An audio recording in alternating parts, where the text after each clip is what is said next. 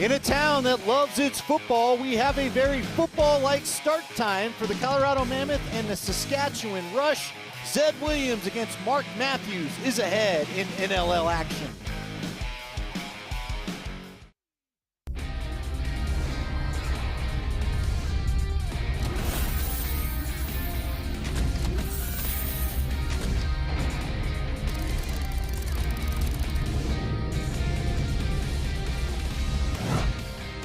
It is a beautiful day in the Mile High City, 50-plus degrees, and we have two teams that look to get a winning streak going here this afternoon. The Saskatchewan Rush against the Colorado Mammoth from Ball Arena in Denver, Colorado.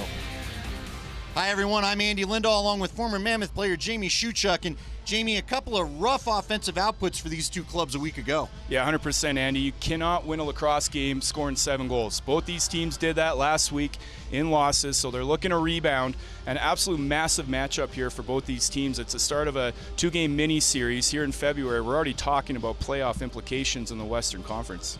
Yeah, and if the Mammoth are going to get that offense going, it's got to start with a guy like Zed Williams. He's had his moments this year, but you know the coaching staff sees another level for him.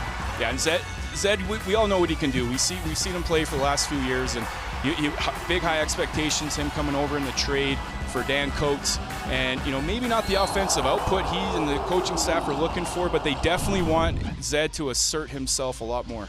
And on the Saskatchewan side, he's the DU Pioneer legend and one of the fun guys to roll through this town. It's Mark Matthews. Yeah, Mark Matthews was an absolute legend at the University of Denver. He definitely contributed to the building and the growth there with Coach Tierney. And, 2-time All-American. He's put up 100-point seasons consistently in the National Lacrosse League.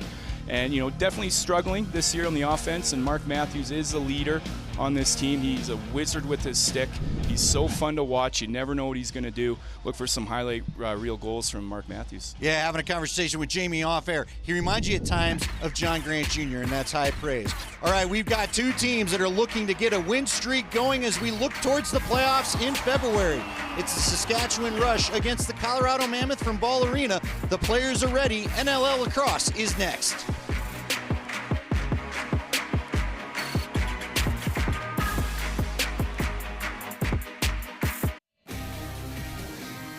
The National Lacrosse League is brought to you by Guaranteed Rate.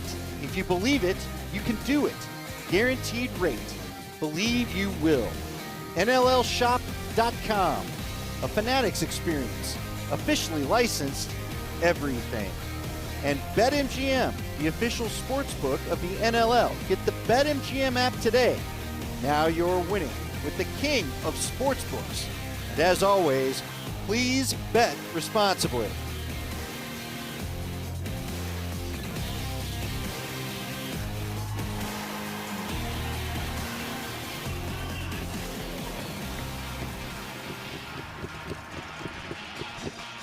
And as we welcome you inside Ball Arena tonight, we'll take a look at our two coaches here this evening, Jamie, and it's a matchup of two familiar gentlemen, right?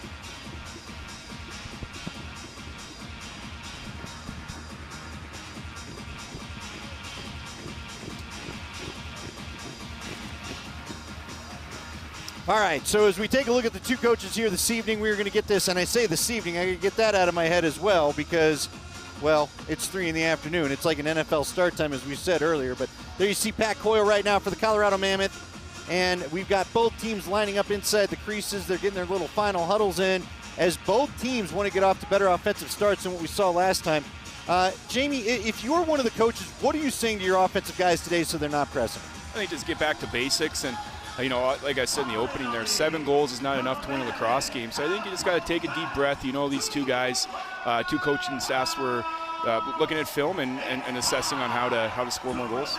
Let's check in with our Guaranteed Rate starting goalies for tonight. For Saskatchewan in net is Adam Shute. Now, he was pulled last week, but then would return to the game. And as always, man almost needs never any introduction when we're talking about the Colorado Mammoth. Dylan Ward, as always, in his familiar spot inside the crease. Thanks, guys. All right, and let's get down there and talk with the third member of our broadcast crew. He's John Gallant. Thanks, guys. Connor, bit of a unique starting time and day for you guys here Sunday afternoon, 3 o'clock. What's going to be the keys for you guys offensively to get some rhythm here early? I mean, I think it's just sticking to the game plan. Yeah, it's a little bit different playing a Sunday afternoon, but in reality, any day is a beautiful day to play lacrosse. So we got to stick to our team. Fish did a great job drawing up the game plan. You know, just play some Mammoth lacrosse, and in 60 minutes, we'll see what happens. You guys got Joey Capito back in the lineup here tonight, missed last week in Calgary. What does he bring to you guys, both on the floor and in the dressing room? Oh, you know, Lightning, he's so special in the room. You know, just his up-and-up attitude, you know, on the floor, just getting up, getting after it, creating transition, and just really making a problem for the other team and making them really have to respect him. I think we're going to be pretty good having him back. All right, good luck tonight. Thank you very much. Let's go. All right, that's our former Mammoth captain, John Gallant. Tonight's opening faceoff is brought to you by BetMGM, the league's official sportsbook partner. And you know what? This is going to be an interesting one because we've got a change there for Colorado, and we've had Tim Edwards head on out, so we're going to see the faceoff duty split tonight for Colorado, Jamie. Yeah, saw Tim Edwards got put on the injured reserve, and they activated Sam Firth, who was a healthy scratch tonight, but it sounds like Eric Turner and Dylan Kinnear will be the guys taking the draws for the Mammoth tonight. Yep, and we also had Mike Messenger. He was facing off last week. Now, it's interesting because it looked like he was going to play a little bit of offense. I noticed the broadcast crew noted last week in Vancouver that maybe he didn't play as much on the offensive side as they thought, but he's a beast. He's got a good clamp, and he was very effective for this Saskatchewan team last week. So here is that BetMGM opening face-off as we told you about, and we'll get it going. By the way, real quickly, do you know why the guys look at the ref? I've never seen that before, but I've noticed it a lot lately. Are they just waiting to see if they can catch the blow of the whistle? Yeah, you know, I think the first guy I saw do that was Jeff Snyder. You know, and I think it's just to get an extra jump maybe, but I see everybody doing it now, Andy. That's a good point.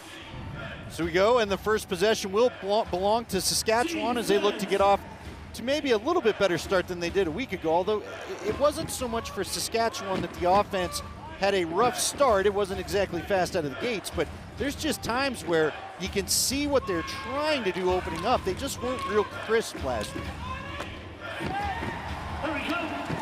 Yeah, on that note, Andy, what I noticed, they couldn't get any offensive flow. I thought the Vancouver Warriors defense played great. They had good goaltending, but just that flow and, you know, the absence of a couple of players that are on the right side.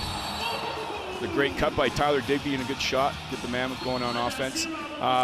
You know, they're definitely missing those guys, but the addition of guys like Dan Lintner, you know, time for Keenan to step up, play more of a bigger role there too. But I think it's just they're trying to figure out their flow there and their identity on the offensive side. Yeah, it was. Lintner had a good game last week. He ended up getting the hat trick. There's a shot from Saskatchewan. It's going to find the backboards, and Ron John's going to pick it up, take it the other way for Colorado.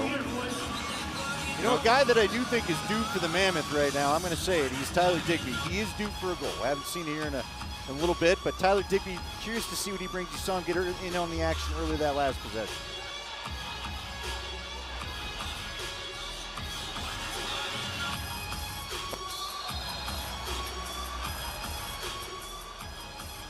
Another unsettled possession that time for the Mammoth, and Saskatchewan's going to take it the other way. Here are the gambling lines for tonight's game. Are you surprised by this at all? Better record belongs to Colorado, but Saskatchewan favorite 165 tonight. The over-under for goals is set at 21.5. Remember, please bet responsibly.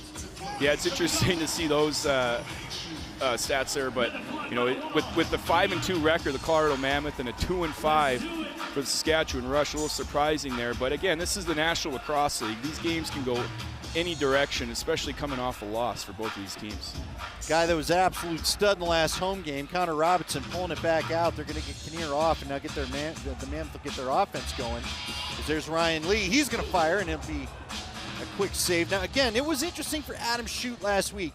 He was the one that had a bit of a rough start, but then ultimately they went to Dubinsky. Dubinsky really had trouble seeing the ball, as we're going to have a penalty on the Mammoth, so an early power play opportunity as Shute heads to the bench. Shute would eventually make it back into the goal, and I'll tell you, it was interesting to watch the struggles of the backup as there's a shot picked up by the Mammoth, and we'll get the call here. I think we got a push from behind with possession.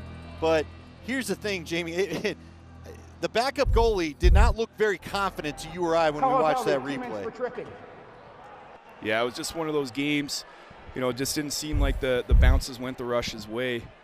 But being a veteran defense, they're basically the same defense that they've had the last few years, and the addition of Matt Beers, which is, just fits the mold of the big, strong, body that clears the middle of the floor. So definitely got to be a focus for Saskatchewan to keep the guys out of the middle. Oh, there's a big shot. He had a goal last week. He's going to put another one up this week. It's Robert Church. He gets the first tally of the day for Saskatchewan, and he had a great cut to the middle, found on a beautiful pass last week by Mark Matthews. Church off to a hot start. That'll end the penalty time of his opposite number, Chris Wardle, who's now out of the box. Yeah, and you'll see a lot of that side-to-side action. You see Mark Matthews here on the power play, but that's his spot too, 5-on-5, that ball arena ad there on the turf.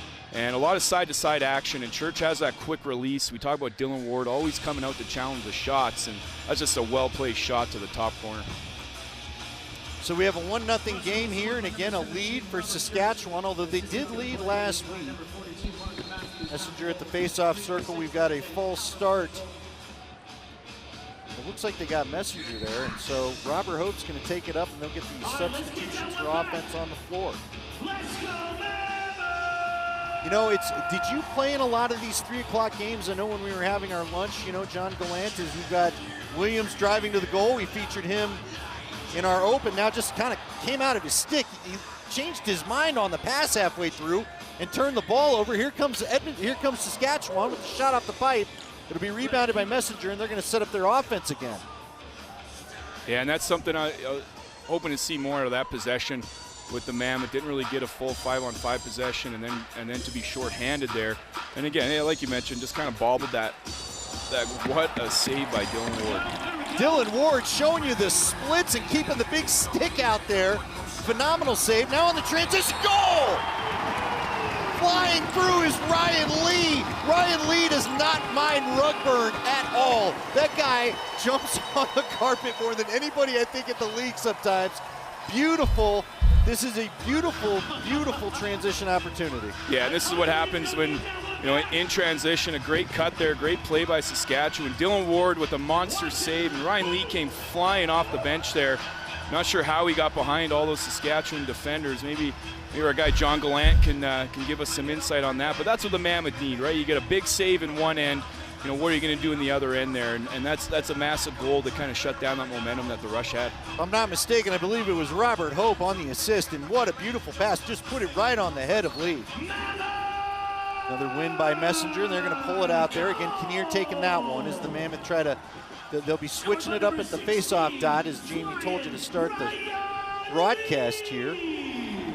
Cycling into their offense is going to be Saskatchewan. Church with it again, the goal scorer so far on the day for Saskatchewan early in the game. Some ball movement and a shot turned away by Dylan Ward. That's Mark Matthews.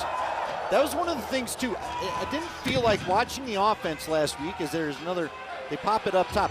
Not a lot of ball movement, I felt like. Trying to do a little bit of a two-man game, but never really set up the way it wanted to for Saskatchewan. Yeah, I think the key with for this offense is to get inside. Good outside shot there on Dylan Ward coming off a pick. But that's kind of the stuff that they need to do. They get Dylan Ward top of his crease. I always talk about, when you're playing Dylan Ward, get a guy behind the net, make him uncomfortable, but definitely need to penetrate the middle and get that defense expanding and contracting. Now another shot, that one misses. The first shot of possession found pipe and went out of play. Saskatchewan picks it up again. There's Courier, he goes in, he's denied by Dylan Ward. It's going to be picked up, and here come the Mammoth down to their end. More Jeffrey to Hope. Hope now looking for one of his offensive forwards to pass it to. He's pushed against the boards as he tries to get off. The Mammoth may have to activate with 17 seconds left to go before they get everybody on. A little bit later into the possession. Connor Robinson with it. Again, he had the sock trick last time we were here. Passes far side, cross crease again. Wardle can't tap it home.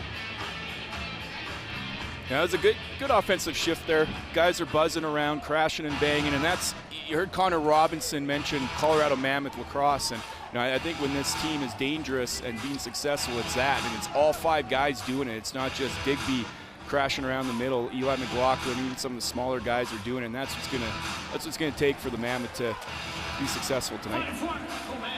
little bit of an unsettled ball situation there. Ward gets it back to Robinson. Does he decide to take on the 3 Saskatchewan Rush players? No, thought better about it. Probably the right decision there. And Robinson got caught down there on defense, so he's going to go sub off. Here's Kinnear moving in. Shot.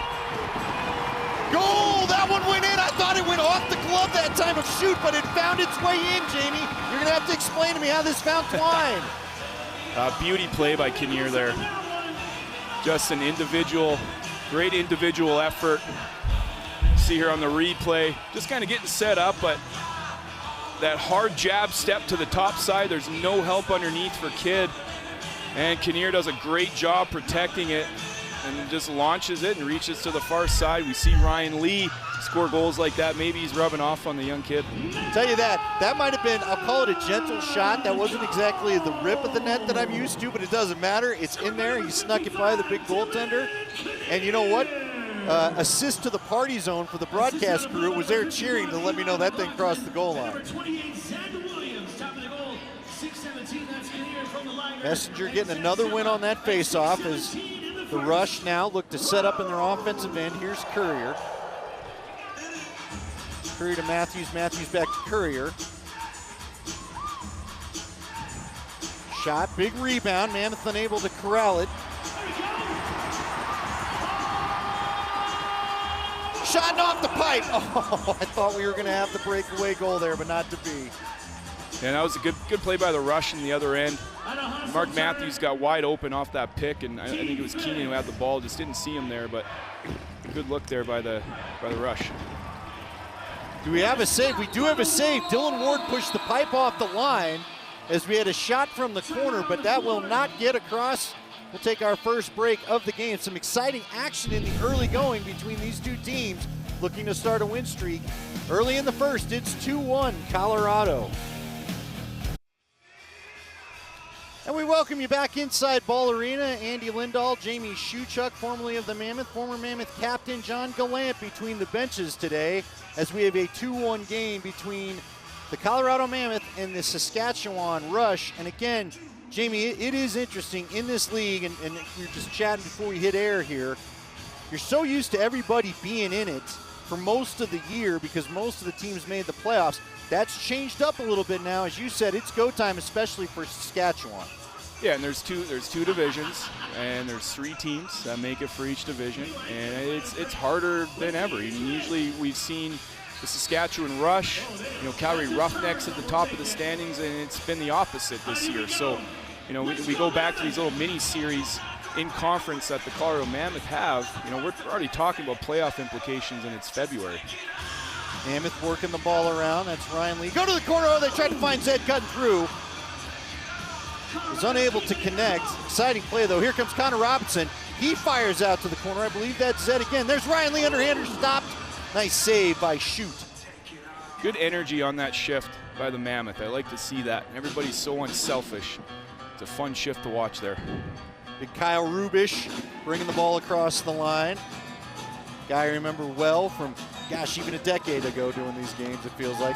I was telling you, as I got to know this roster, getting ready to do the game today, a lot of familiar names from the league. Maybe not always Saskatchewan Rush players, but a lot of names from good action and good teams in the league. Yeah, and a guy who's familiar with this building, Jeff Schattler. We talk about the Calgary Roughnecks, Colorado Mammoth rivalry. He was definitely one of those guys that was a Mammoth killer over the years. He loves playing in this building. Be interesting to see. I'm sure he's thinking about retirement. He's got a young family, but the guy can still ball out here. Well, there's a good defensive play, and it looked like that one caught Matthews. Funny. Here we go. In.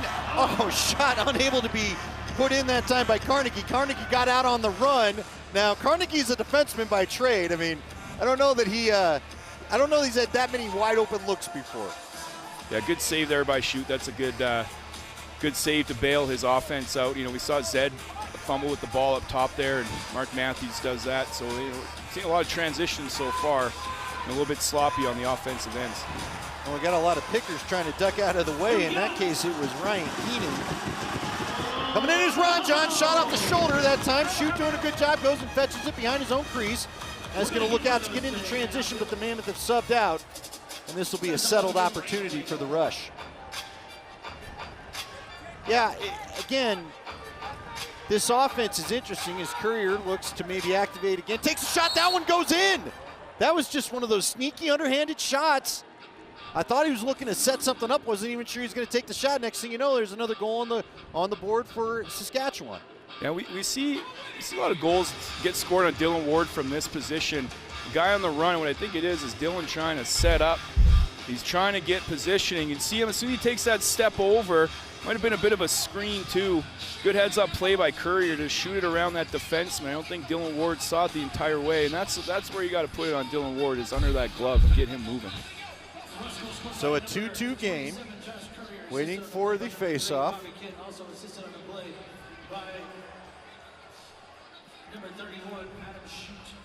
You know, one guy on that right side that I've been really impressed with, great addition to this rush team, Dan Littner. I saw him as a rookie here in this building for the Toronto Rock, and just love his game. He's that energy guy. He does it all on that right side of the floor. So look for him to be a contributor here on the offense. This time Church has it. Church and Courier both flashing 7s in their number, one 17, the other 27, and a lot of the offense coming from right now, that right side. They just tried that exact same play that they scored on. Come off that pick, get Dylan Ward stepping, and try to tuck it to the short side. Chris Wardle now with the ball for the Mammoth. It is moved out of his stick. Holden Garland able to remove it. Now, right down, there was Ryan Lee. I thought he might take a shot. There is a shot by Wardle. Lee tried to find Eli McLaughlin getting through, and now we've got Wardle has a few words for Garland. Let's go down to John Gallant. All right, guys, offense coordinator Jimmy Quinlan very happy with the rush start so far. Speaking with him before the game, he was mentioning that Saskatchewan's got to get inside. The way Colorado plays, they pack it in so tight. Oh, there's another. That's about the third great save Dylan Ward has made here so far today. But when it finished that point, Jimmy Quinlan was saying the Mammoth actually allow you to get outside shots that look very tempting for you to take. But the key is not to take those open outside shots, to continue to try to get inside. Thank you, John. We appreciate that. That time Kinnear tried to find Connor Robinson and get a little two-man situation give and go going. Wasn't there. Now we've got kind of a wipeout situation, and we're going to head to break for our second break. It was, again, Courier doing a great job of finding a way to get his team even. We've got even lacrosse here in the Loud House. More NLL action ahead from Denver.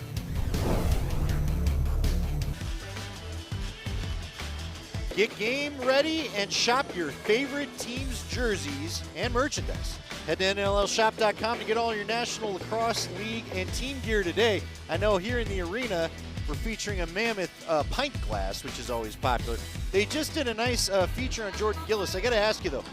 So I know some former offensive linemen from the NFL, and they used to give each other, a hard time, and they'd find each other for certain things. Anytime any belly was shown, they called it a sexy find. Jordan got caught on there with, not a lot of shirt happening. Is there any sexy finds in lacrosse you might have as one of his teammates? I'm not as creative as some of these guys are. I don't think. Is that allowed on the old halftime feature there, or what? Yeah, I don't think Gillis is one of those guys that has any extra baggage on him, so to speak. I wouldn't be surprised if he's got the washboard abs there. As we've got an even game here in the first quarter, it is Jamie Shuchuk, Andy Lindahl, John Gallant with you. Again, a familiar spot, it feels like, as Church has got the ball in that low corner. Not a lot from Matthews so far, though he has the ball right now. Now it's back, Church fire, another save by Dylan Ward. They are definitely trying to get Ward, go pipe to pipe. There's Courier, shot and a goal, he was left all alone. Oh man, everybody just kind of lost Courier, and he did a great job of just sneaking in behind the defense. Josh Courier with number 2 on the afternoon. Yeah, great presence there. You see Courier hang back.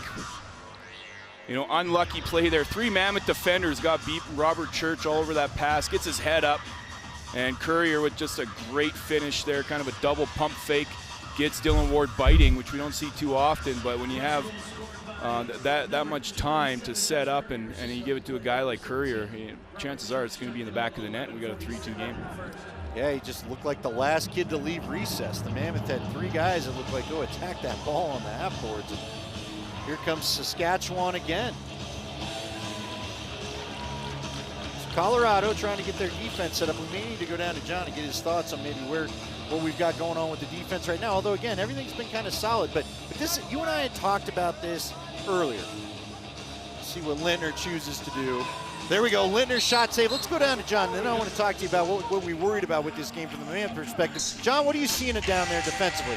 Well, you know, first off, the energy on both benches here has been fantastic so far.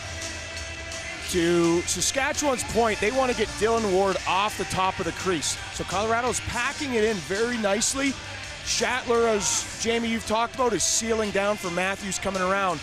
But Dylan Ward has been able to get to the top of the crease to stop those outside shots, and that's going to be the key here on both sides today. Where is Dylan Ward making the saves? Is he up at the top of the crease, or is Saskatchewan getting him back by that goal line? All right, so you and I had also chatted about the fact that I think you look at the scores and look, both teams, as we get a penalty here, both teams. Saskatchewan minor penalty. Illegal cross check. There we go, illegal cross checks, so the Mammoth get their first power play. Both teams only scored 7 goals last week, and I think you look at it sometimes and you tend to think, okay, they're struggling or this or that or whatever. You know, I've heard a few people as I've chatted with some folks say, well, maybe Saskatchewan isn't all that good this year. Again, they've got some very familiar names, and you don't want to be lulled to sleep because last week maybe wasn't their best performance. Doesn't always mean that's what they are. Yeah, and like I mentioned earlier, kind of a newer, some newer faces on the offense. And the Mammoth are going through the same type of deal too. They got some new guys, and we haven't seen, both teams put together a full 60 minutes, which is hard to do in this league. But yeah, I think it's just one of those things where you find your identity, but you got to figure it out because you're 2-5, and you have this home and home opportunity here to take 2 games, 2 wins against a division opponent. Yeah, and you talked about it. If Saskatchewan were to take advantage of these 2 games, they're right back in the thick of this thing. So right now, Colorado enjoys their standing in the conference, but you can't let up. You and I have watched this league. You've played in this league a long time. It just feels like this league. There's a shot and save. That's Church. Matthews just took one to the face. Sullivan went high. That's a cross check to the jaw. Matthews, I think, is trying to make sure he's got all his teeth there. Yeah. Checking for the chiclets there. That was one that caught him right on the side of the face. So now we're going to have even lacrosse. Colorado number 4, minor penalty, slashing. And ultimately, if we don't get any goals, there will be a minute of power play time for Saskatchewan. But you'll see it here towards the end where he heads in. And again, I don't know that was the most intentional penalty that we've seen, but that's how it goes sometimes. Yeah, and Mark Matthews, you got to remember, he's 6'5", so to get your stick up there, probably shouldn't be up there. So when you hit a guy that's 6'5", you might get called for a high stick every time. John, what did you see down there? Well, I think it was a great play drawn up there, a little cross action. The stick definitely got him high, actually bit his tongue a little bit, and for anybody who's done that before knows how painful that is. But he's ready to go back in the lineup, ready to go 4-on-4 next shift. Eli McLaughlin with it now as we've got the 4-on-4. 30 seconds left in the Saskatchewan penalty shot. That'll be wide. Kinnear taking the shot, couldn't grab the rebound there for the Mammoth is Eli McLaughlin, and now he'll head off. Saskatchewan heading the other way. Well, I guess we'll just have to see. Got 23, basically. Yeah, they're just going to play straight up here. They'll have about a minute of power play time when this is all elapsed. Saskatchewan working around. Shot and a goal. Ryan Keenan. Ryan Keenan, the lefty, puts it in, and another just kind of a sneaky shot that got by Dylan Ward, and now Saskatchewan finds themselves with a 2-goal lead. Yeah, you see Schattler kind of setting a fake pick there, a little slip pick, clear that open, and he's just kind of bouncing around there, but maybe a little bit of a screen. Dylan Ward couldn't see it all the way, but like you said, just a well-placed shot, and again, under the glove, Dylan Ward. I'll be honest with you, when he let that one go, I thought that was going to go wide. It didn't look like it was going to be much of a threat, and then it found a way to catch that corner. So we're back to the face-off circle with Eric Turner in there. It's a big goal for the confidence, too, for this Rush team. You mentioned their offensive struggles. A big goal there at the end of the quarter. Last few seconds, we'll start with the Mammoth a man down as we get to the second quarter, as that'll do it. Big shot, easy save for Shoot. And Saskatchewan feeling pretty good about their afternoon effort so far. 4 goals on the day, 2 of them coming from Courier. So we'll see who gets the better of the second quarter as we come back here. It's afternoon lacrosse in the NLL here in Denver, Colorado.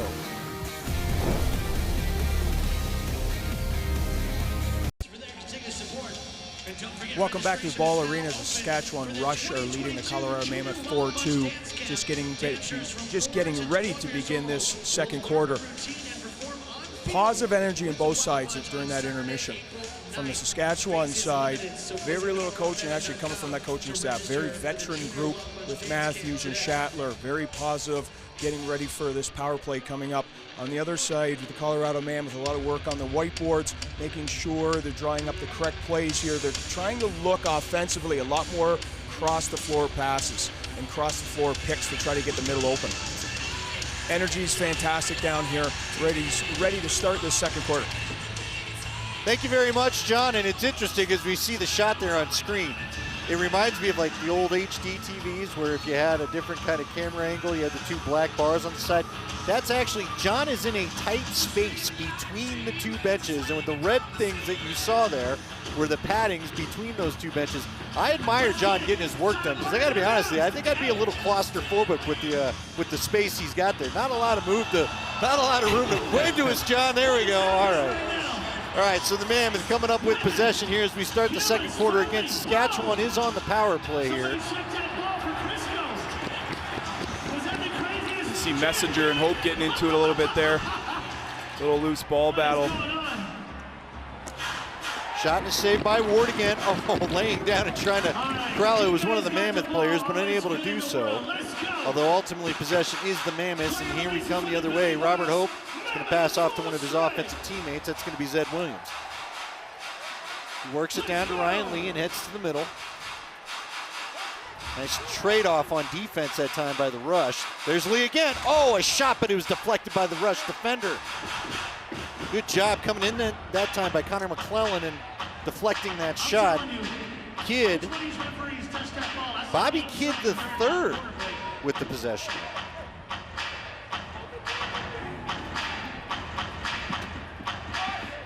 Now the Rush working the ball around again. Here's Matthews with it after biting that tongue. Oh, he tried to pass in the middle. It was a little bit more subtle, but that's exactly how they scored last week with Church. Now Matthews just using that big swim move, shot over the shoulder of Dylan Ward, and the Mammoth will come the other way. Those are going to be the possessions that the Rush are going to need to continue to do and wear out this defense, this Mammoth defense. They talk about wanting to get to the middle. You don't get into the middle in the first 5 to 8 seconds on the shot clock as often as you do in the last 5 to 8. So I think that's a crucial thing, is use our 30s. And like you say, John, you move the ball side to side. Kinnear dug it out. Good job winning that battle. Tried to go behind the goal. They had someone set up at X, but to no luck, Digby's just going to let the ball roll away, and picking it up is going to be Holden Garland, and he's going to come the other way.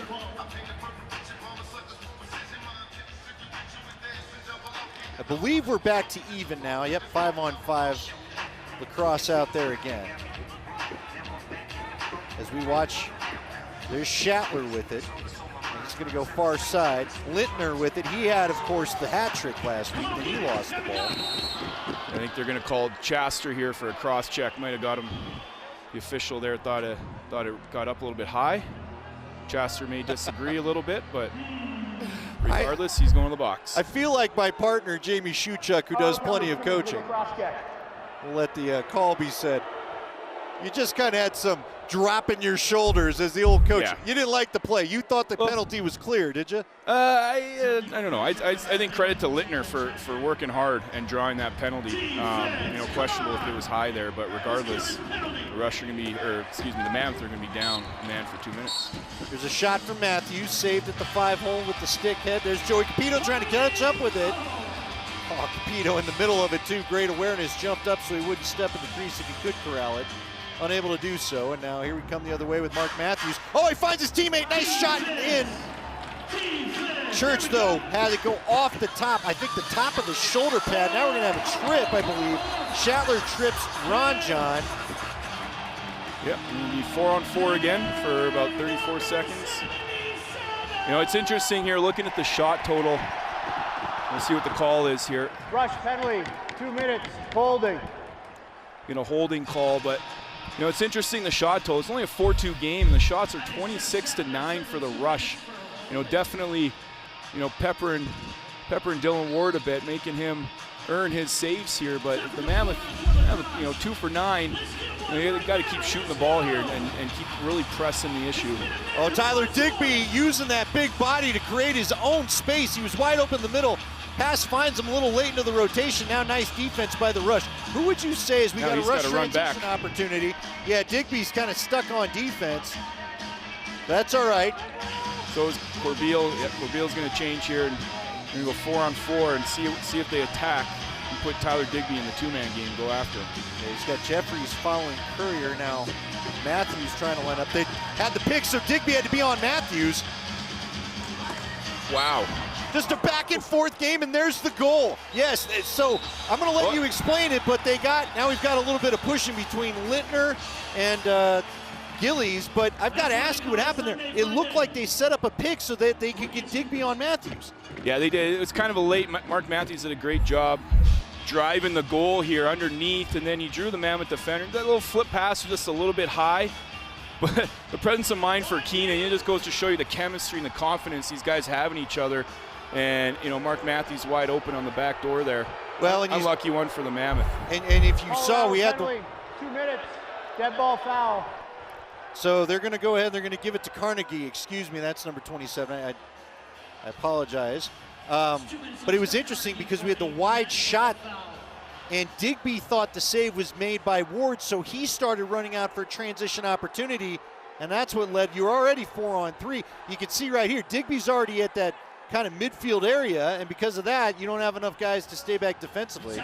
Yeah, I don't think Dylan Ward expected that pass to go across. We see him make those side-to-side saves quite a bit.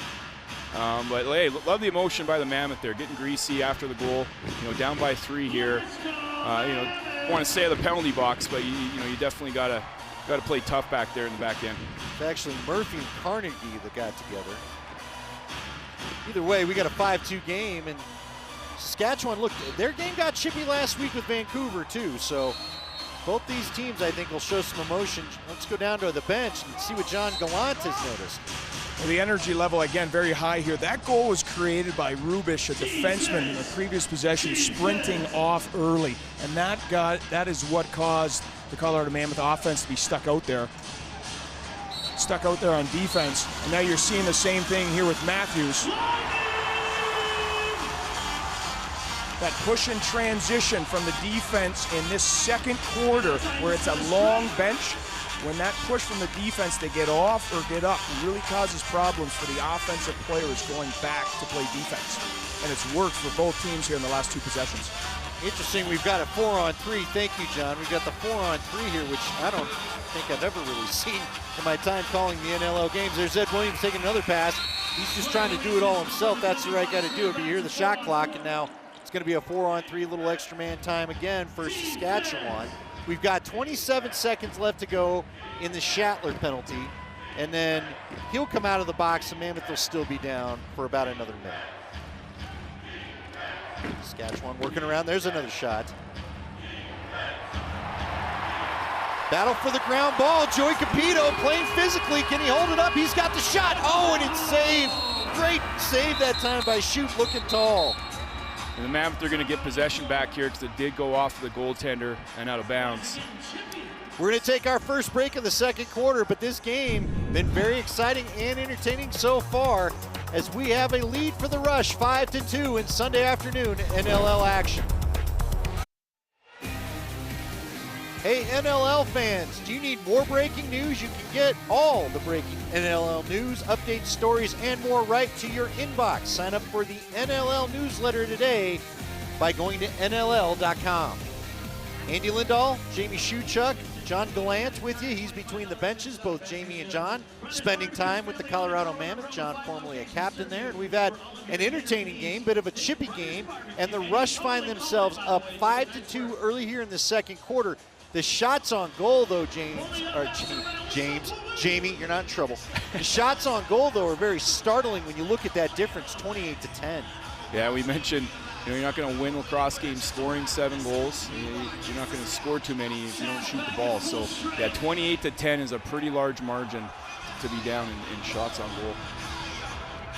Mammoth looked to make up with that. Frankly, you don't need all the shots. You just need the ones you take to go in. There's Zed Williams facing a double team as, again, the Mammoth are looking to get back to even here. As at least we've had a couple of the penalties released. So full strength for the Saskatchewan Rush. We now have a 4-man defensive unit out there for Colorado. You should see Saskatchewan probably just hold on to this. And Mark Matthews finds it there. Shatler, even strength now as Carnegie comes out of the box. Again, they continue to work it around. That was Keenan that rallied. There's Shatler with a shot and a save by Dylan Ward. Out of the box comes Carnegie. Now he's battling for the loose ball. And if we'll get that ball and they head up floor. Robert Hope again likes to take it up the far boards and hit one of his offensive teammates coming off the bench. That's what he does. And the Mammoth at least back to even. There's big Tyler Digby, gets it down to Ryan Lee as the Mammoth continue to try to get the offense going. There's a nice pass, but a little bit behind as Connor Robinson was heading towards the goal, but just found him a little late. He had to reach back for it, couldn't hold on to that pass.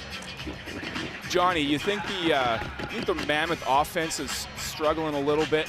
You know, they seem a little bit out of sorts. What's the Rush defense doing? They just seem like they're just closing off that middle. Yeah, they're very physical, but also I think just in the second quarter, because of the penalty situation and also because both teams are really pushing transition, whether coming off the floor to get the O guys out or the ball up the floor quickly, has really caused the Mammoth to be out of rhythm. So they haven't got those consistent repetitions because of being down, either being up on a man up or being down man down. So I think they want to get back to rhythm. They want to get back to the flow of the game. The game's being played pretty fast right now, where Saskatchewan wants it, Colorado wants it to slow down a hair. Interesting possession that last time for Zed Williams. Did a lot of running around, ultimately found a shot, but I know from talking to the guys, there's Mark Matthews, swim move and a goal. That's what he can do. Mark Matthews does not care about your attempted defense. Wow. You know, we talk about Mark Matthews' hands, and you know, he's nothing fancy about it. Like, look at his, it's just textbook, you know, swim move. He can do that move because he's 6'5", you know, and then just keeps his head up, keeps going, and just a quick flick of the wrist, goes bar down, beats Dylan Ward. You know, nothing too fancy about that, but you know, kids watching, this is the guy. You know, you want to emulate your stick skills after. Just textbook, keep it simple. If you look at the pocket of his stick, you know, there's hardly any pocket in it, so he can have those quick, we see those quick passes. Well, he's got that in his repertoire also.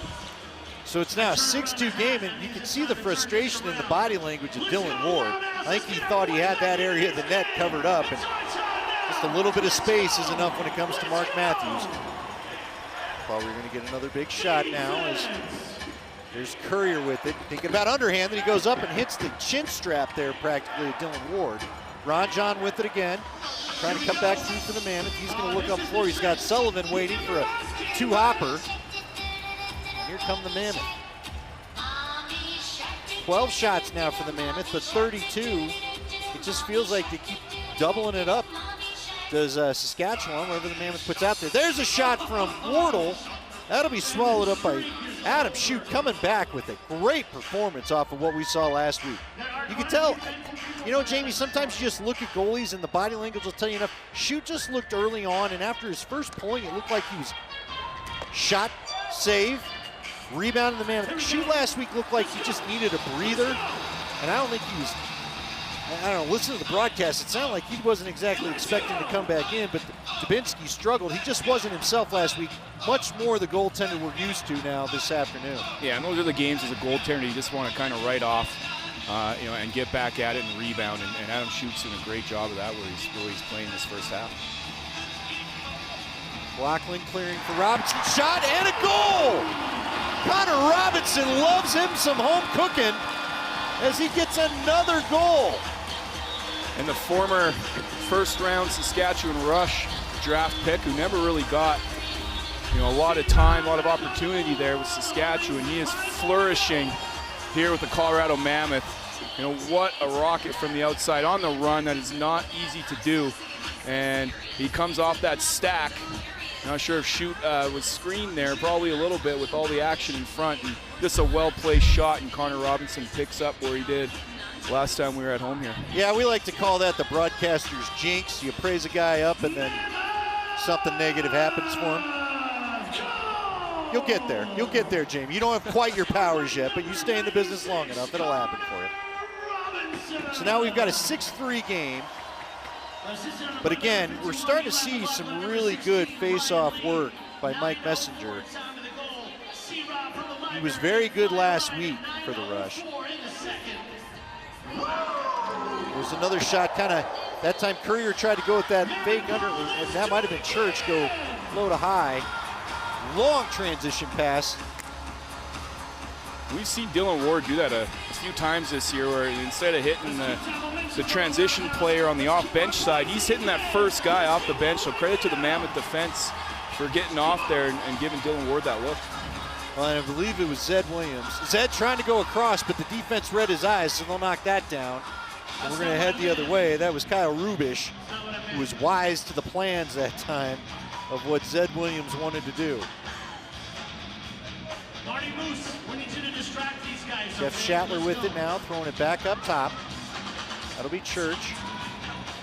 There's Lintner. Again, Lintner with a great game for this team last week. And he's a guy that I know you really love. We'll have to talk about him a little bit later on in the broadcast. But we do have a 6-3 game. The Rush continue to lead the Mammoth in this Western Conference matchup on a Sunday afternoon from Ball Arena. As we welcome you back inside Ball Arena, we have a 6-3 game, but as you can see here, Jamie, some transition opportunities for the Mammoth could have made this much different. Yeah, some sloppy play there on some offensive shifts, and the Mammoth do a good job running the floor, just not executing. Typically we see Joey Capito, his nickname's the Lightning there. He kind of slowed up, and instead of going across the crease there, Shoot did made a great save. So, those are the goals, Andy, that, definitely can kill momentum. We saw it in the first quarter, Dylan Ward make a monster save, and then you hit Ryan Lee off the bench there. Those are such momentum killers. These saves are momentum killers as well. And credit to Adam Shoot for shutting the door on the back end for the Rush. Definitely having a bounce-back game. All right, coming up on the Guaranteed Rate halftime report, we'll have coach's analysis as we will talk with the leading coach, which right now looks to be the Rush. We also have the first half highlights from around the league, and we have a busy day, at least a busy weekend. I shouldn't say a busy day, but we're one of two games that wraps up the game, and we got Ryan Lee going in and a shot and a score. Yeah, they're going to get some action there. Ryan Lee, I don't think he did it on purpose running into the goaltender, but he went right at Shoot's knees, and this Rush defense is not happy with Ryan Lee. I think the goal is going to count. I don't think he was in the crease. He may have been pushed. That's a dangerous play for goaltenders. That's why these crease dives can be questionable at times. Well, and so here's the thing is you watch it, and Lee's very good about when he dives sort of parallel to the goalie often, right? But the way the action on that play happened there, he went in and he wasn't able to really change his trajectory as to where he was trying to jump, right? I think, in this league, there is a lot of respect for the goaltenders, but a couple guys didn't like the action. Yeah, and it was Holden Garland who was covering Lee there on the backside, and again, the goal is going to count. Huge momentum swing, bring the Mammoth back within two. Yeah, it'd be interesting to see what the officials do here, if anything. You're not going to see a challenge flag. I don't believe it's a challengeable play. He definitely wasn't in the crease, but the Rusher not happy with that. Colorado penalty. 5 minutes. Goalie interference. Oh, wow. Saskatchewan penalty. 2 minutes. Dead ball foul. We got a good goal on the play. So a goal and a 5-minute penalty. So help us, because again, and if John wants to weigh in too, please, but I'm going to call on my two former players. Explain to us how we can have a good goal and a goalie interference in the same play. So I'm gonna have to refresh.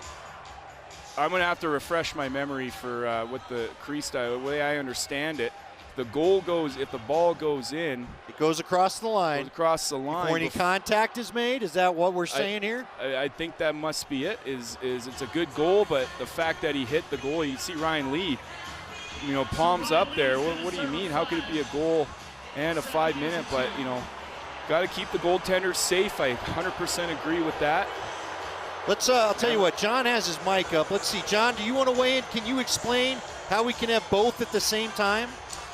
Well, from the explanation given to both coaching staffs, Jamie Shuchek hit the nail on the head there, that the ball goes in, crosses that line prior to the contact with the goalie.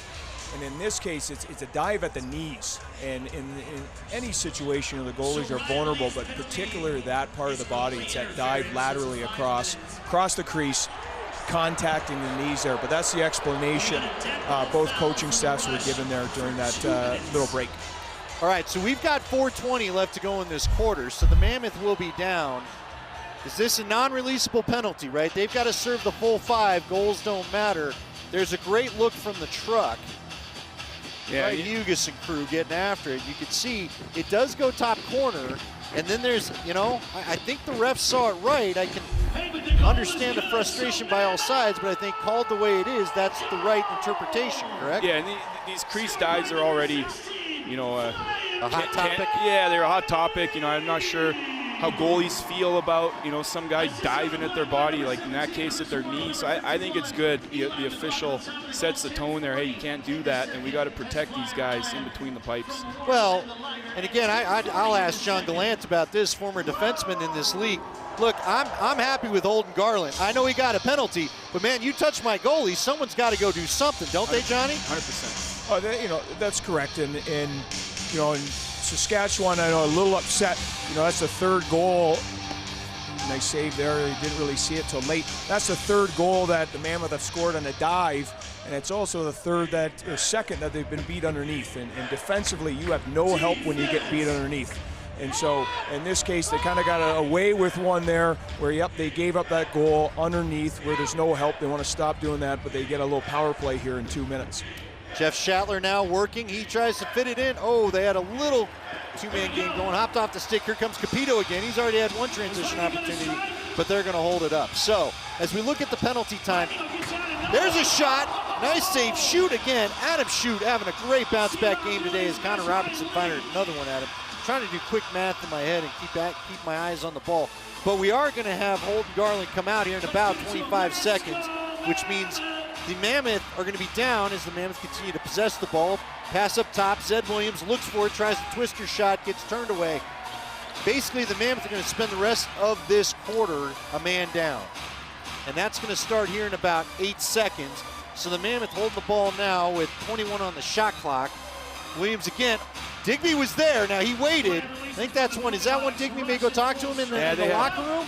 Potentially, I think it was there. Zed didn't see him till later, and then there's some sticks in the way. So I think that's a smart play to hold on to it. Digby and Zed will go right back to work. There's another save by Shoot. And now we get things a little bit physical as Messenger, I think, took down Zed. Got a lot of booing, but I mean, look, this is going to be a physical game, I think. Once the goalie has been, there's something that's been debated about you going to the goalie that's like a late hit on your quarterback for the football fans out there. Expect this one to probably remain physical the rest of the way. Big shot. Oh, it got through, but hopped over the bar. Courier with a nice shot, but again, that had some funky spin on it because it just hit the turf and went straight up. Lucky play for the Mammoth there. Matthews now looking to work some magic. It's a shot by Church. And a breakaway for the Mammoth. Oh, shot wide. That's on the top corner, and we get a punch of the boards there. Yeah, it's two opportunities for two breakaways for Joey Capito there. The Mammoth are screaming for a timeout.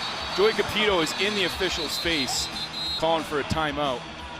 I'm sure the Mammoth are going to ask to maybe put some more time on the clock, because I believe Connor Robinson had possession, and they're going to want as much on the shot clock as possible so they can kill the rest of this penalty. Well, something else to watch, we're going to have to reset our game clock because it was still running.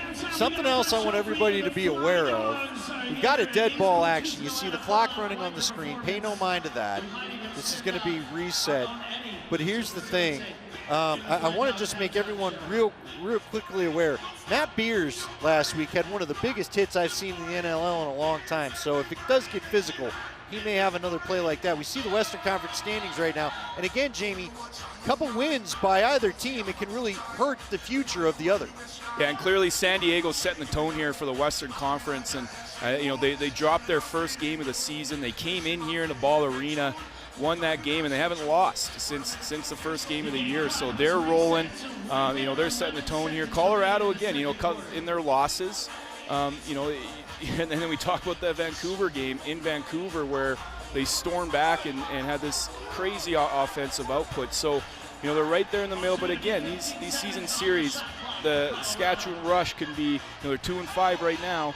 They can end up 4-5 at the end of next weekend. So the Mammoth are definitely going to try to continue that keep that separation in the standings so that they can be that top 3. Well, and I'll tell you, this one's already chippy.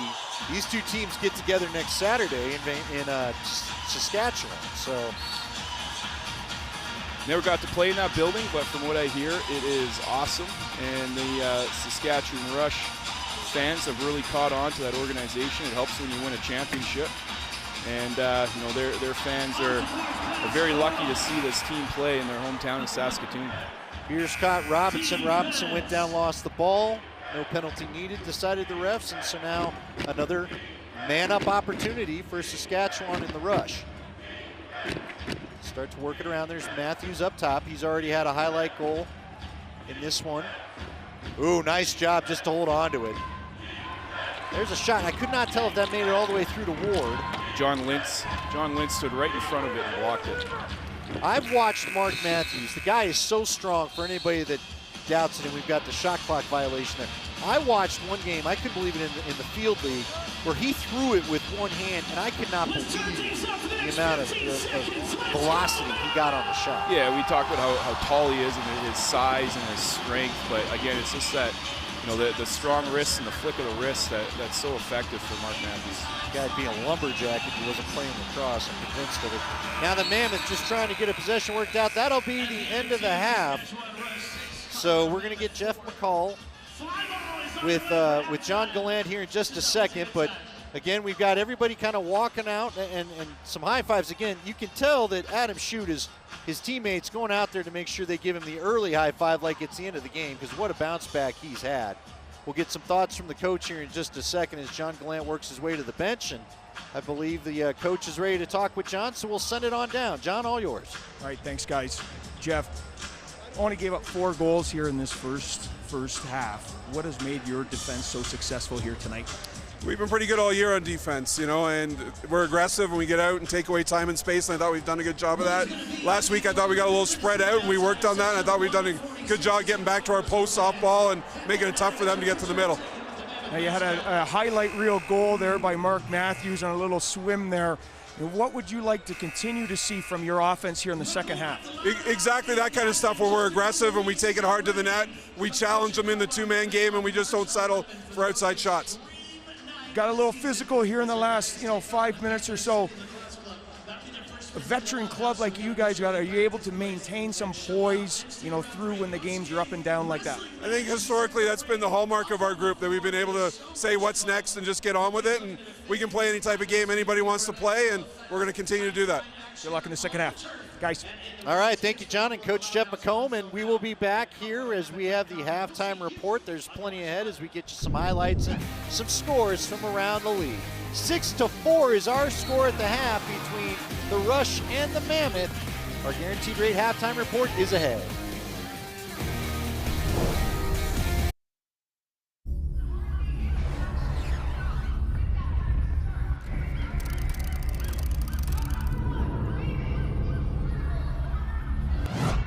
And we welcome you to the Guaranteed Rate halftime report. We've got the Rush leading the Mammoth 6-4 here at Ball Arena. Today, the NLL concludes Week 12 action with the game here in Denver and the Roughnecks visiting Panther City. Got a surprise score in that one coming up. Last night, the Halifax Thunderbirds returned home to the nest to face Lyle Thompson and the Georgia Swarm and the Toronto Rock, with the NLL's #2 leading scorer, Tim Schreiber, traveled to Albany to meet with the Firewolves in an Eastern Conference showdown. Here are the highlights, starting with the game in Halifax. So it's going to be played here. It's going to be moved in by Georgia. Lots of time on the shot clock. Good looking Hill with a good save. Rebound. Oh, what a stop, Lord Hill. Beauty early. Here's Walker again. Walker. Jackson backhand feed to the back door. The backhand shot. They score. What a beauty. As Georgia have taken the lead. Peterson. Little swim move. Passes it to Bougie. Out in front. Hitting the legs. They score. Stephen Keel. Call Sports Center, because that is going to make the highlight reel tonight. Stephen Keel. Are you kidding me? Hossack with it. Open man. Shot coming. Scores! Austin Shanks with the sock trick. Greg downing the feed. Cue the shot, and he scores. Just a phenomenal shot by Andrew Keel. Cuts to the middle of the field where the goal's the biggest. Does a great job. Recognize Breast Cancer Awareness and Prevention Night. And the Firewolves score to retake the lead. Joe Resiteritz buries his third tonight. What a shot. Veteran, 13 years in the NLL, started his career in Boston. He's been huge for this team. And there's Tom Schreiber. First goal of the night comes at an opportune time to give the Rock a cushion, 9-7. Use all the shot clock. Wow, Tommy Schreiber. His second tonight, and perhaps the goal needed to put the ball game away. So there's a look at some of our highlights from the weekend's action. Now let's take a look at our BetMGM around the league scoreboard. There you have it, that Buffalo-Albany score of 13-8. Calgary also falling to Vancouver 11-10. Calgary, of course, getting 2 games in this weekend. Halifax beats Georgia. Toronto 13-9 over Albany. A surprise, Panther City 8-7 up on Calgary, and it is 6-4 here in Denver with the Rush lead. More NLL action.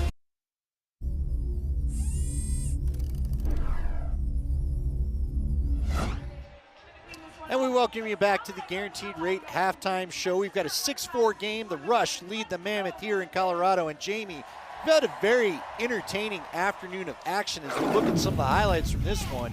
And it starts off with the theme of the day, Ryan Lee diving to the crease. Yeah, great goal there to get the Mammoth going, and then it was just all Saskatchewan. You know, you see the Mammoth work the ball around. They're trying to get a good move here by Kinnear.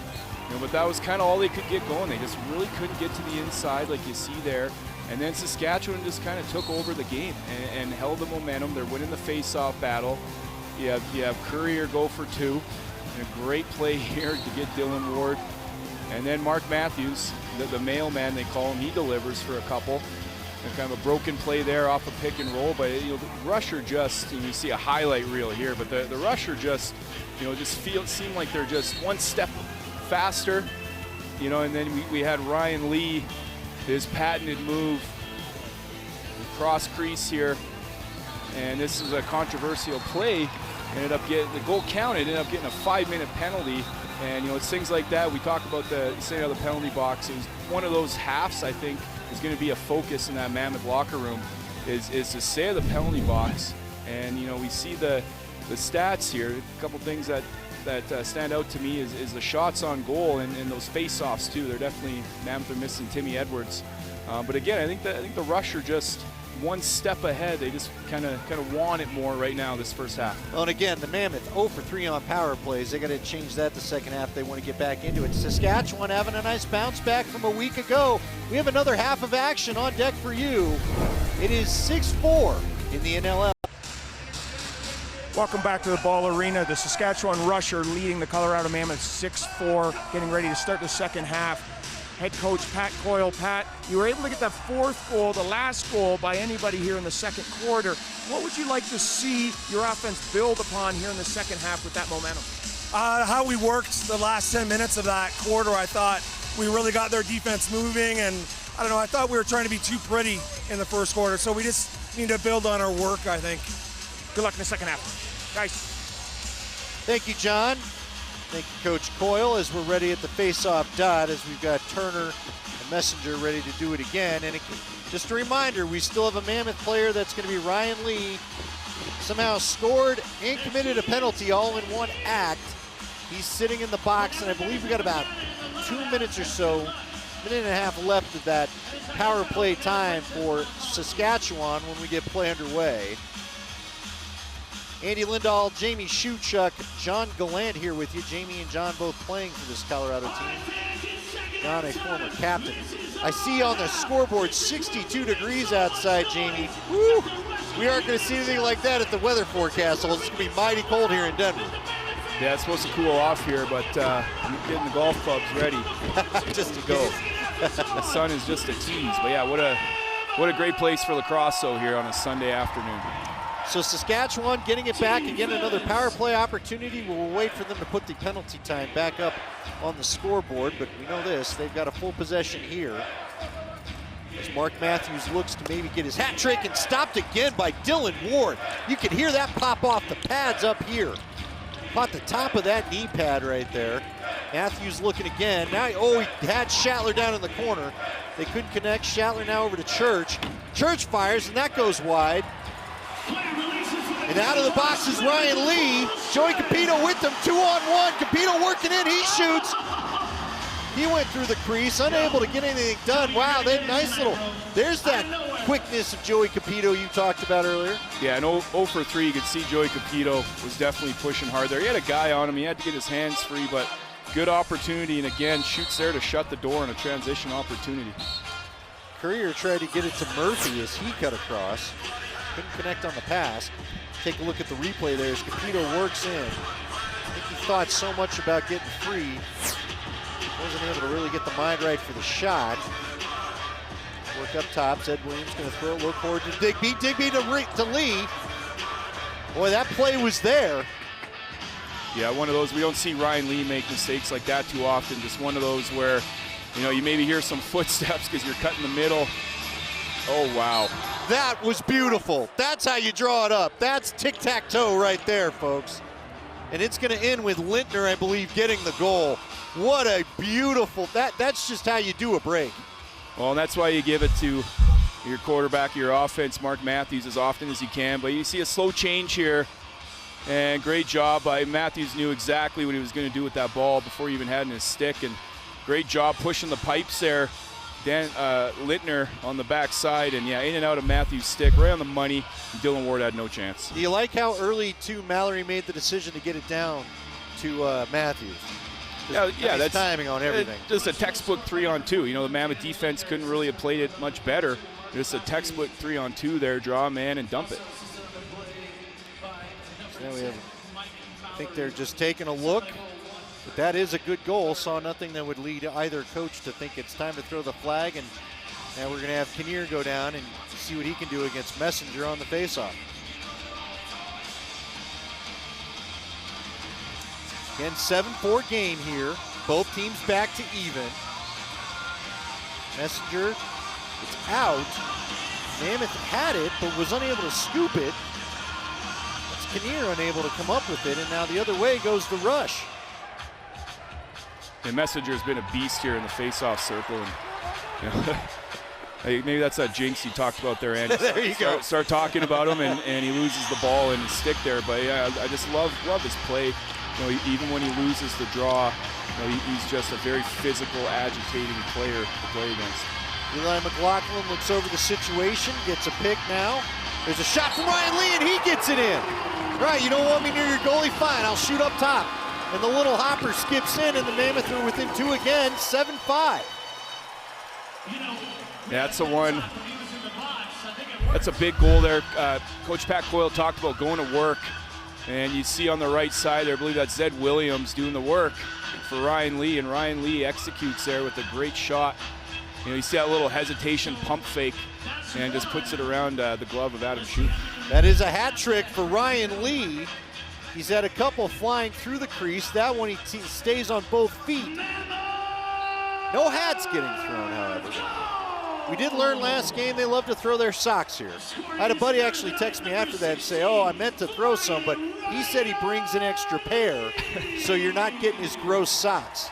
That's a true Mammoth fan there. I like that. I wonder if they give if they gave Connor Robinson a bag of socks like they do in hockey. I know they give the guy, whoever gets the hat trick, gets a bag of hats. I wonder if he got the socks.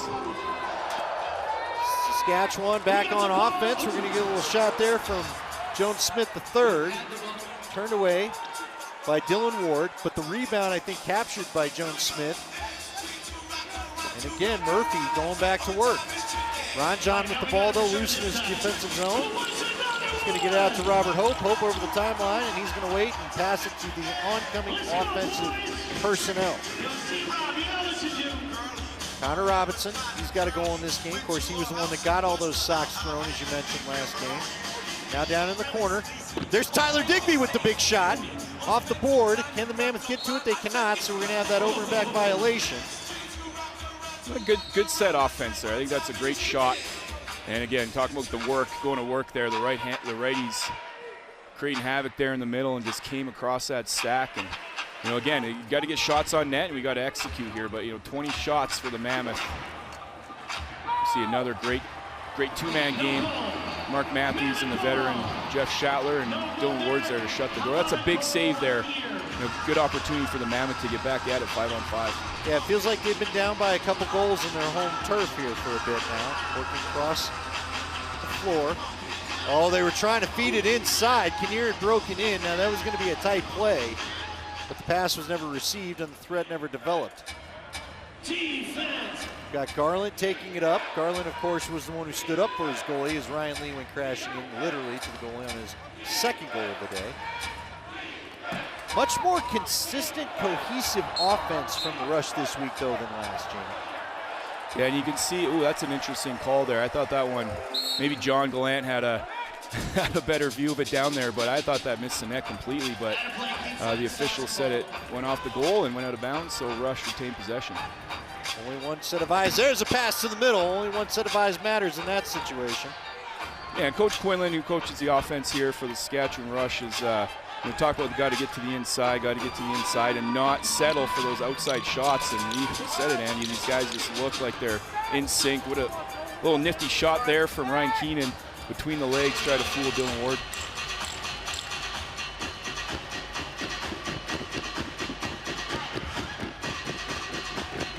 Hope moving it around.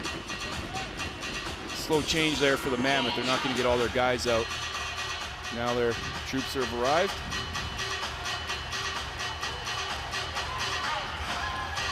There's another cut in that time by Connor Robinson. That's going to go off the boards and it's going to be picked up by Kyle Rubish. And we'll have our first break as the Mammoth find themselves down 2. Rush having a nice offensive day. It is 7-5 here at Ball Arena. More NLL action ahead.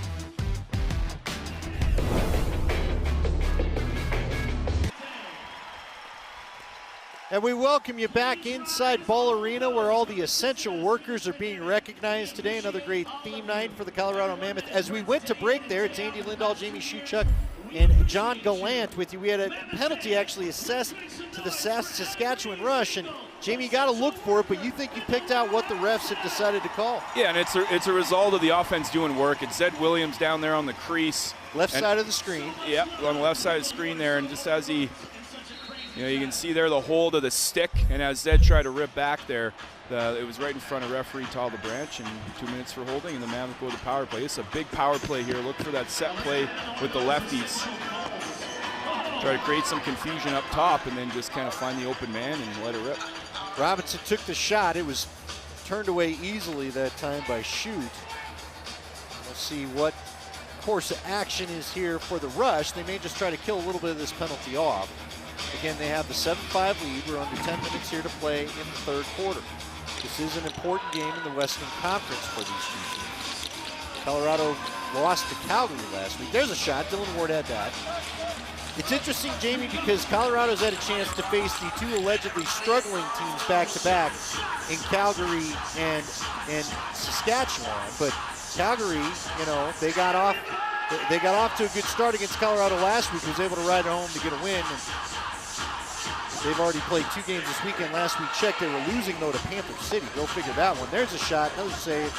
And again, Adam Shute continues a great bounce-back game out in transition. The Rush pick it up. That's Shatler. Thought about a shot, ultimately didn't get one. Now he's just going to harass the Mammoth player as a couple of good hacks exchanged. Let's go down to John Gallant. Thanks, guys. You know, Jeff Shatler is player of the moment there, and I know we touched on it a little earlier with his career playing with the Calgary Roughnecks, but speaking with him before the game during the warm-up, he was the first player out here getting his stick ready, and he just looked at me and said, you know, I love playing in this place. You know, the atmosphere, the fans, right? He's been in so many playoff games, and that's where that rivalry really started, was in the playoff games between Calgary and the Colorado Mammoth, and now here with the Rush. He truly loves playing in this arena. Some great ball movement. Thank you, John, on that last power play chance. McLaughlin had a chance to put it home, but again, Adam Shute going pipe to pipe, got the stick up and turned it away. It looked like that goal was there for the having. And Shute, phenomenal play to come cross crease and get that save.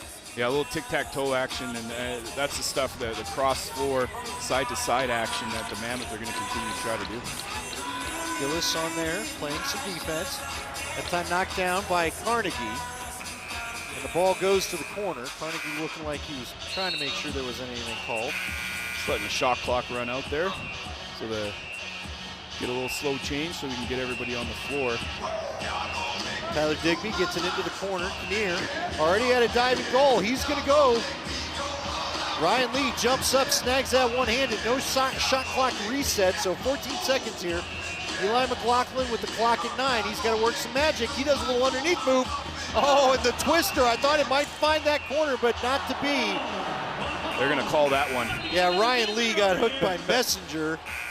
You know, it's always interesting. You know, it's nice to have 3 officials, you know, 3 sets of eyes on things, because the official in front of the play didn't call it, but behind there you can tell, and from my angle, and I think the stick came up a little high there on Ryan Lee. You hear the call here by Tyler Branch. Saskatchewan number 8, minor penalty, holding. Yeah, good aggressive play there by Ryan Lee, getting after that loose ball. And Mike Messenger just a little bit overly aggressive there. He didn't really argue the call, and then he just pushes it out of the stick. So watch it here as Lee tries to snag that big rebound. That's just a takedown, and then my favorite part is just Messenger decide he's going to use his hands and slap it away as if he's in the NBA for a moment. That one's not allowed, but now we've got the Mammoth again extending some power play time. A different look here. They got Zed up top. So they're going strong right on this power play. Mammoth's power play has not been potent today. Robinson thought he had someone in the corner. Is that one? I think he saw the official and thought that was McLaughlin who had moved to X. Yeah, nobody home. Yeah, a little miscue there. Maybe the result of switching it up, going strong left to strong right, but got to be on the same page there with all 5 guys on the man up. Well, in fairness, they're both wearing black helmets. Let's go down to John Gallant. John? Jamie, you know, from an offensive standpoint, when you're running a man up, I'm going to let this play go through. Yep. Church has lost it. It looks like the Mammoth had the rebound. John, go ahead. Just from an offensive perspective, they're setting that pick on the top defender. And both Saskatchewan and Colorado have done a great job when, you know, as a defender, if I'm getting picked up top there, I'm going to hold the man who's setting the pick, and then I can also take the ball carrier, which means it's man-to-man everywhere else. You know, what can Colorado do just to get a little bit more ball movement? Because it's one shot and done from an offensive perspective here with their man up. Yeah, you're right. I think when the Mammoth are successful, they always start with that left, on that lefty shooter, that little pick, and the drag, and you know, you play that 3-on-2 up top. But yeah, you're exactly right. And then a lot of times what this Mammoth power play likes to do is after that they get a guy in the middle, you know, and then it's maybe more difficult to work the ball around the outside because you're looking for that guy in the middle of the floor. But again, I think it's just getting all 5 guys on the same page. You know, those last 2 possessions on the power play are not what the Mammoth are looking for. Well, we've got 20 seconds left to go, so they'll be lucky to get half a shot clock to work with if they can get this loose ball, which they do. Although there's a push from behind. That came from Ryan Keenan. That was a loose ball push, so the Mammoth get the ball. They'll take it the other way. And 9 seconds We're going to have an open door. Messenger returns, and we're back to even across, and you see right there. On the split box, what had happened now, Chris Wardle's going to hand off. Wardle trying to go to that backside. There's a shove from Digby, but just not much happened in that possession. Wow. Wow. That was right. Zed Williams. Hey. You call that the can opener. Is that what that is? He opened the can that, quickly. I mean, we talk about the strength of Zed Williams, and look at his stick here. He just kind of gets that hook and then wraps him around and literally turned Ryan Dilks' body and shoved him down from the front. That's a really impressive play. Not too many guys can manage that. And we got Connor Robinson down on the floor with a delayed penalty. I didn't see it. Looks like maybe a hit on the back, and we got a little bit of tension. Kinnear is upset because they're going after Robinson, who clearly is in some discomfort. And I think Kinnear didn't like that. We're going to have to go to our break and figure this all out. By the way, I've seen Zed. When I talked to Zed preseason, that dude has not missed many weight room sessions. We've got a 7-5 game. More NLL action ahead.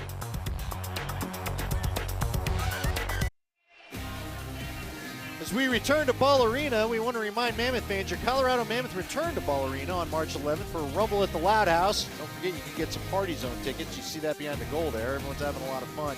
It'll be an action-packed night featuring a post-game wrestling match as Wooly looks to defend his title. I'm going to just recommend to Wooly right now you don't go looking up Zed Williams after the carnage we just saw as we headed to break.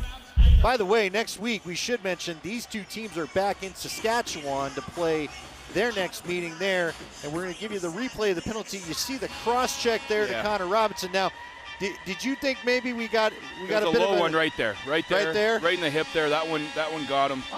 You know, the first couple you get away with, and then that one, you know, was kind of intent to hurt, and it did hurt Connor Robinson, but he's right back at the top of the power play here for the Mammoth. They went over and pushed him like they thought there was some embellishing, but that one looked like they got their money's worth on that cross. Those hurt. That hip pointer right there, right? 100%. Eli McLaughlin going in.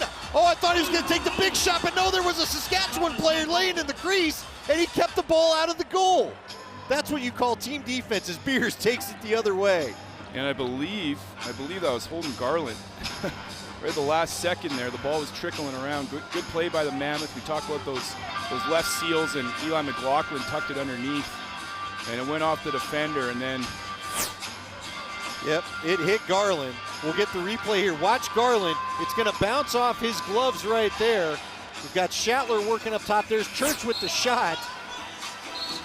Yeah, sometimes better to be lucky than good, as he was going down and found the right spot. Unlucky for the Mammoth right now. 7-5, still the score. Sorry, Andy. Yeah, the Mammoth have a lot of time left on this power play to set something up. They're going back to their strong left look. We have a guy in the middle here. Watch him work around the outside. I think they had set up what you talked about, but play. McLaughlin couldn't catch the pass. To no avail. It's just those little things that are really killing the Mammoth right now. And just, you know, we talk about the work that Pat Coyle mentions, and you know, the work's there. It's just the execution factor that they're missing right now. Now we've got a little bit of a ping pong action. That's about the only thing not down in that party zone for the Mammoth right now is ping pong. But Mammoth get the ball again, and we've got 15 seconds to go on this penalty and that much time on the shot clock. This will be shot, goal! You don't need all the time. Ryan Lee's going to get another one up top. Goal number 4.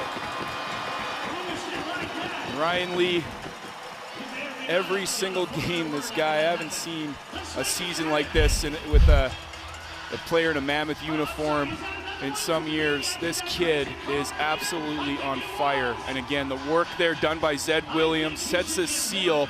I mean, on the run. And that's the thing with Ryan Lee. These outside shots, he changes it. He has the ability to go overhand. He has the ability to go sidearm. And you can see that one, just a quick snap there to the far side, top corner. And Leeser is getting the Mammoth boys going. Got to make you feel good. I mean, we've heard John Gallant talk about the energy all afternoon. It certainly has not tailed off at all. I know both of you thought this could be a funky start time for these two teams, but looks like 3 o'clock in the afternoon treats them both fine. Yeah, and these coaches, this coaching staff has been around long enough to, understand how to prepare for these. But I agree with you, Johnny. I think it's definitely a factor. It's kind of a little uncomfortable situation here, and on a Sunday afternoon, a long weekend in Canada and the U.S. Yeah, it's great to have some lacrosse here, and what a battle so far. 7-6 with about a minute and a half left. Yeah, I'll just tell you this. I'll take the 3 o'clock start time. Cross attempt at a pass that Mammoth get it. We've got the other resident, one of the other residents of this building, the Colorado Avalanche. They got an 11 o'clock start tomorrow morning. That's not one you always look so much forward to. I'll take the 3 over the 11 if I'm given the option. I'm with you. Need a nap. After your golf, of course. Tyler Digby trying to work in. Oh, I thought he was just going to go Hulk on there. Connor Robinson with the shot. Hit his teammate Eli McLaughlin. Yeah, boy, that rang the bell tower. Yeah, something looks like a piece of his helmet came off. Not sure what that was. Maybe his mouth guard or a piece of his helmet, but that one definitely stung him. We'll get a look at it here as they get McLaughlin to his feet, but they're going to have to go check him out. I mean, this is a square shot. Yeah, right in the ear. Yeah, those sting. Hopefully he's okay, and good to see him. Good to see him bounce up right away. Johnny, what's your take on that play? Well, you also had Digby limping off. He rolled an ankle in the corner, around that corner, so he's. They're both going. Yep, both players are going to the back there to get checked out. But this little stoppage of play, is really helping Saskatchewan. They've been rattled with the number of penalties called upon them, and then not called by Colorado here in the last 10 minutes. You can see even now, arguing about where the ball should go in possession of the ball. Coach McComb is loud over there, along with the rest of the Saskatchewan bench. So now they're saying it's Colorado ball.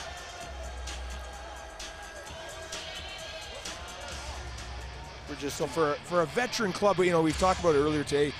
This is a veteran team that's won multiple championships, and being at 2-5, they came out with that energy today, and Coach McComb talked about it right before halftime. But that leadership has been tested here, the last 10 minutes with the calls going against them and not going for them in their offensive end. So we are going to be under a minute to play the next whistle that blows. We're at a minute even right now. 7-6, third quarter. And we'll have to watch the development for the Colorado offense with 2 of their big guns going to the bench. Now, Digby never went all the way back in the tunnel, but Eli McLaughlin back in the locker room, as you would expect after taking just a bullet of a shot. Those lacrosse balls hurt anyway. Take it off the head. There's Courier with the wind. It gets knocked down. Just hope for the best for Eli McLaughlin, because that was as direct a shot as you're going to take with a lacrosse ball. Don Lynch going to hop pass it over to Zed Williams, who will set up. 17 on the shot clock, about a 16-second difference. Shot and a goal! Again! Connor Robinson. All of a sudden, the Mammoth, who seem to be doing all their work for offense inside the crease with their dives in the first half, have decided to go shoot from up top. Well, that's one of those plays too, Andy, where we're getting around that 30-second mark in the quarter, and I think the Mammoth just wanted to get a quick shot there. There's only 3 guys on the floor, and they want to get a quick shot. I think that caught Adam Shoot off guard. Usually he's at the top of his crease. He did not expect Connor Robinson to shoot that. I mean, look where he is, right at the restraining line. But if you're going to put one on net, you might as well at least try to score, and that's a huge goal for the Mammoth to tie it up here. And we'll see who gets possession here. Likely hold for a last shot and go 6-on-5, but huge goal for the Mammoth. And that's one where, and I don't know if John had a good look at it or not. I'm not sure Shoot got a clean look at it coming through his defenseman. It almost like it surprised him a little bit. He's had such an outstanding game. Surprising to see one from that distance go in. Now the Mammoth, they've tied it up. They're trying to get the lead. Shot clock's off, 8 seconds and counting. Digby's going to try to get them running. Yeah, just a little bit unorganized. I think without Eli McLaughlin there, you see Jalen Chasser jump up on that 6-on-5. Typically, your 6-0 guys are going to run out there and just run their play, but that'll be it for 3 quarters of action, and we're still even. You know what? The same number of goals both teams scored in their games last week, tied at 7. in Denver, Colorado. It's been a fun one between the Rush and the Mammoth. We will also get an update on Eli McLaughlin as we get back after taking that shot to the head. Right now, 7-7 from Denver in NLL action.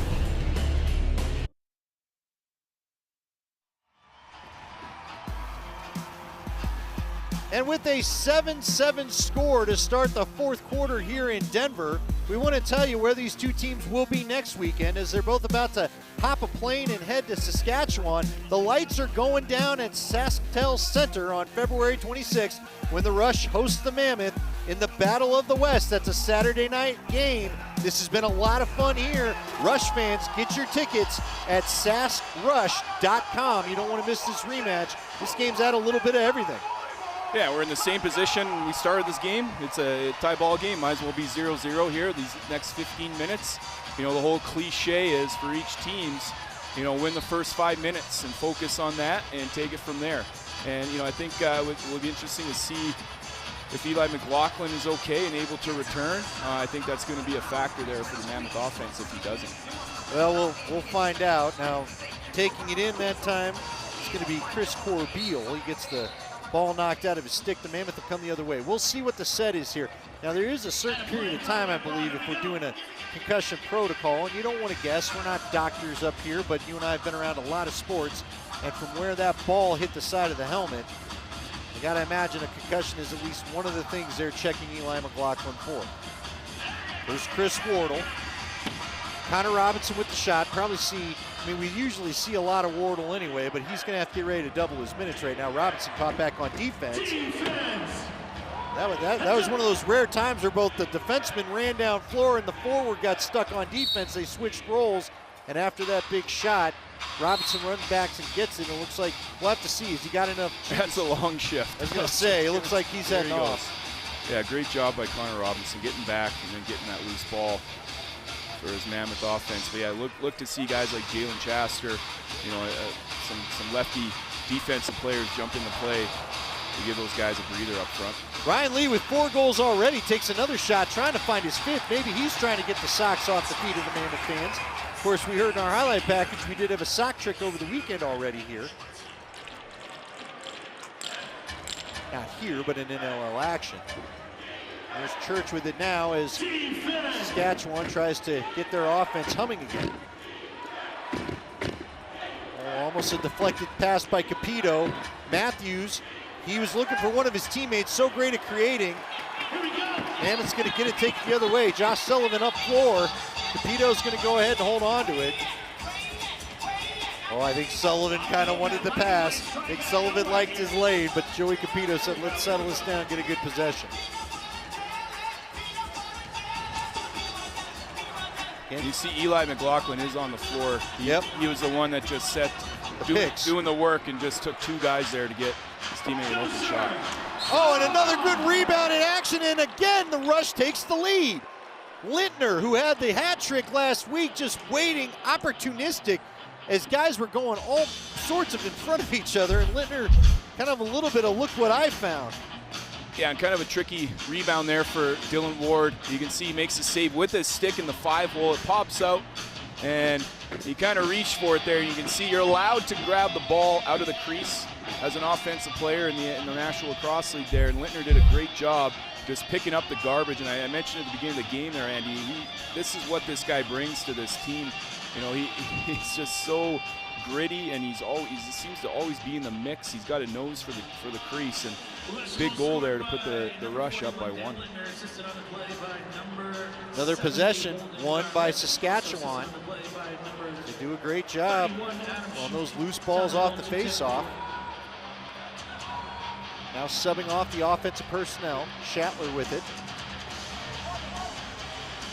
Good left-handed shot, goes just wide, but there for the rebound. Now that didn't catch any pipes, so the shot clock's at 10. Mark Matthews takes a little peek at it. He's going to try to go one-on-one again, and wisely the Mammoth waiting to double him. Carnegie with the loose ball gets it over and now waits for the Mammoth to take the floor to see if they can get the equalizer again. Ryan Lee passing up top. There's Chris Wardle. I believe that's Eli McLaughlin trying to work down there. Ball pops out of his stick. It was. There's Dickey again. Wardle to that side. Ryan Lee. Oh, I thought he had a little spot. There's McLaughlin. Great job of seeing his teammate by Ryan Lee to go back across the floor. And then there's a crash against the boards. That's the kind of shift that the Mammoth coaching staff wants to see from their offense. This ought to get some tempers up again as, boy. Here we go, we're gonna have a break situation here. Johnny Lintz. All right, let's get this all. Johnny Lintz with the goal. But meanwhile, still down is Holden Garland. Holden Garland was near the bench. One of the Mammoth players dove for the ball. As I look at it, we've got the in-house replay here. And I can't see the number.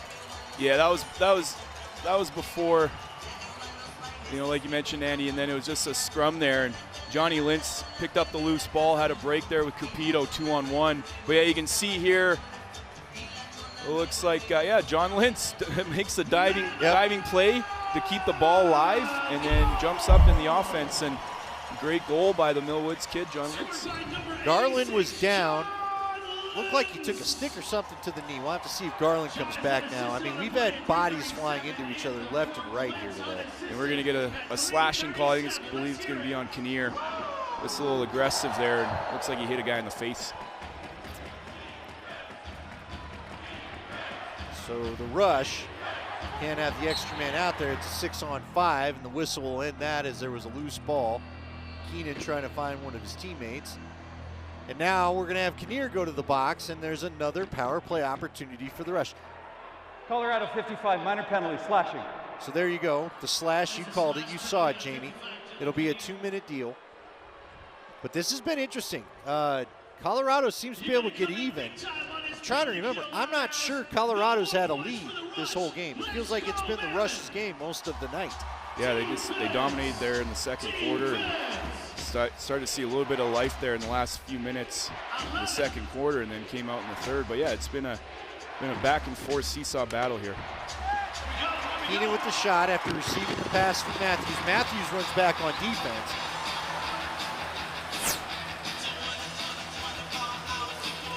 So there's the slash they called that sent Kinnear to the box. Ryan Lee waiting for his guys, but again, another man-down possession for Colorado as they're trying to crawl back in. You look at the shots on goal, 48-31, still a hefty lead for the Rush. And you can see a set play there, 4-on-5, and you know, great look there, but unfortunately the turnover. Let's go down to John Gallant for what he's seen defensively and offensively. I think from the Saskatchewan Rush, you're seeing some just mental errors. Even that last play, you never pass it bench side. But right now, it's Mark Matthews for all the young players. Oh, feet inside. It does very little. If I could talk over, you know, Carlson here talking beside me. Capito with the interception there, John. But Mark Matthews has very little stick movement. He holds it very quiet. And it's a threat to throw a behind-the-back pass, or which he did on the first possession, and on that possession he threw a forward pass inside. So there's not a lot of cradle movement. He just holds it, and he can feed and shoot right out of it, and it's causing the Mammoth defenders some problems on this man down. Ryan Lee trying to work free, then he went across the formation there, trying to hit Wardle. They're just going to dump the ball off. Beers wasn't happy with something, and we've got our first break of this fourth quarter. We have a tie ball game, 8-8. These two teams continuing to throw haymakers inside Ball Arena. More NLL action ahead.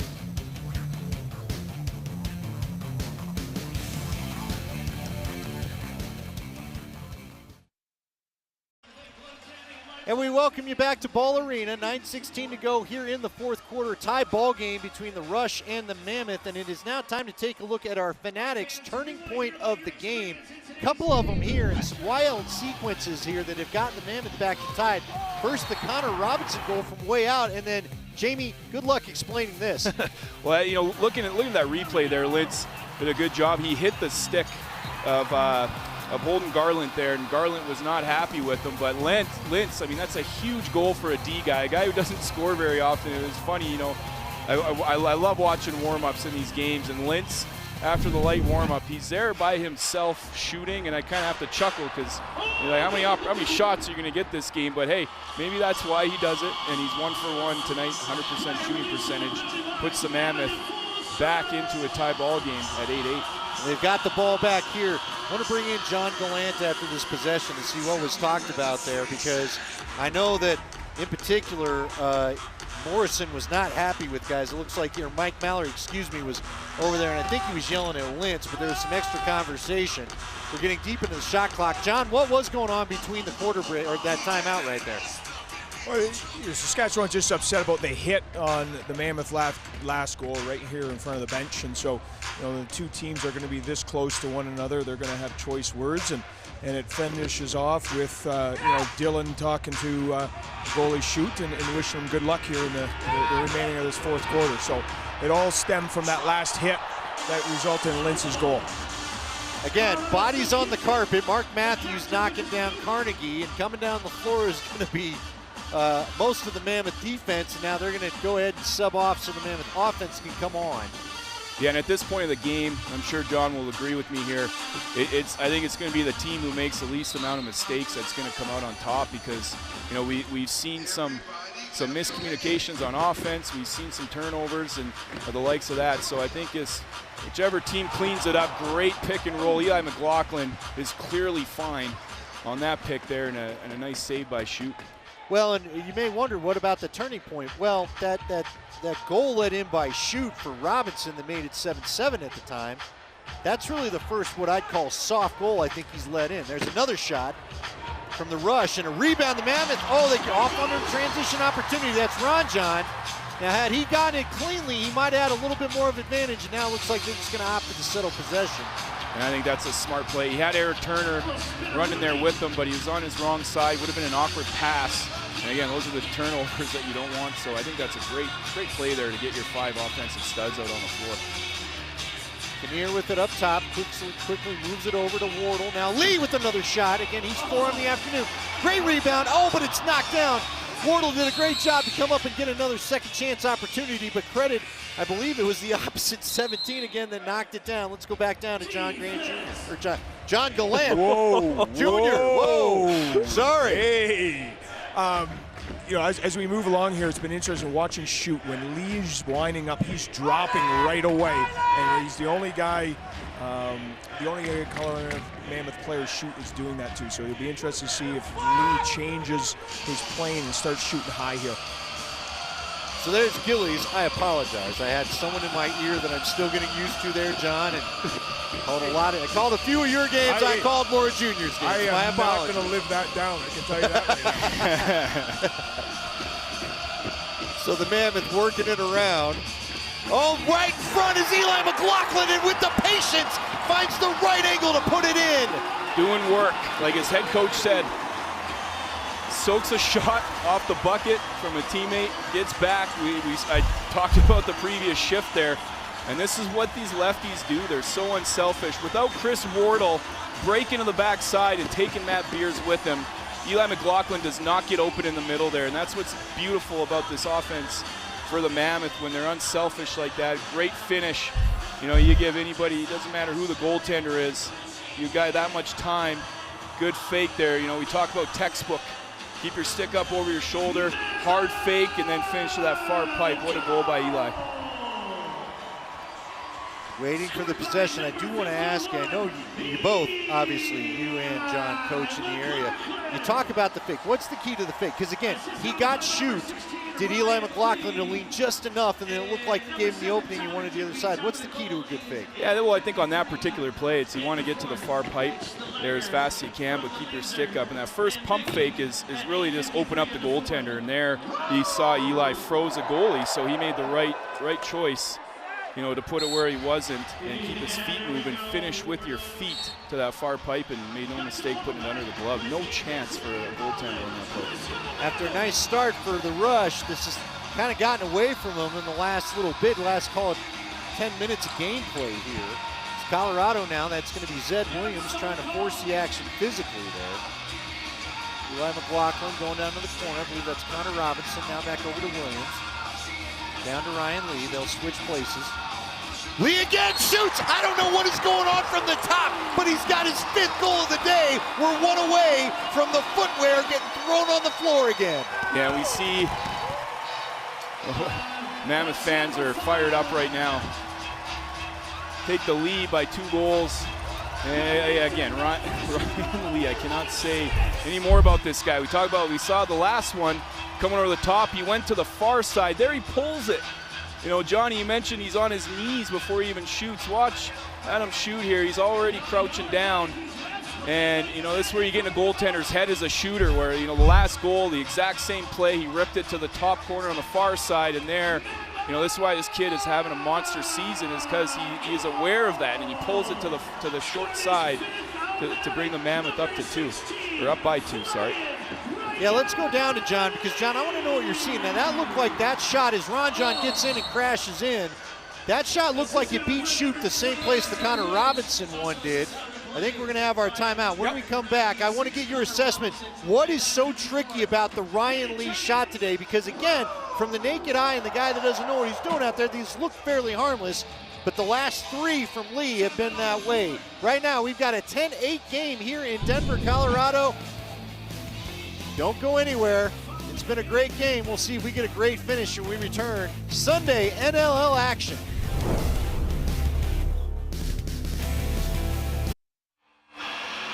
Welcome back to Ball Arena. The Colorado Mammoth are leading the Saskatchewan Rush 10-8 with just under 5 minutes left here in the 4th quarter.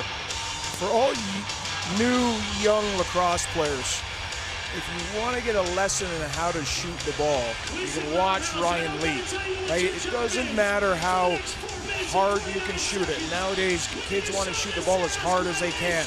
Now, I have a word for you, accuracy. Can you be accurate when you shoot the ball?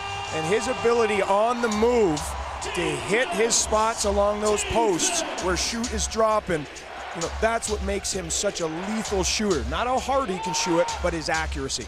Guys? True words from the coach. For those that don't know, an assistant with the DU Pioneers and a successful high school lacrosse coach, John Gallant.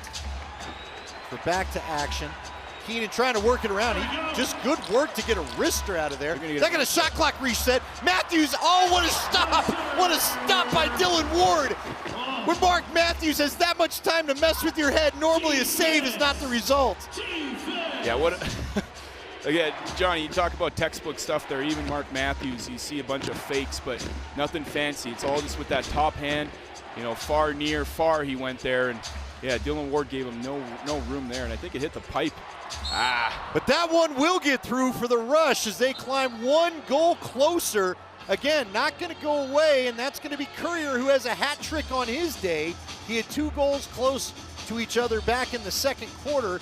Now he adds his 3rd here, and you can see Courier, the big shot, left the defenseman there, and Dylan Ward trying to get a good read, but as John just talked about, find that pipe, and it snuck through, and we've got a 1-goal game.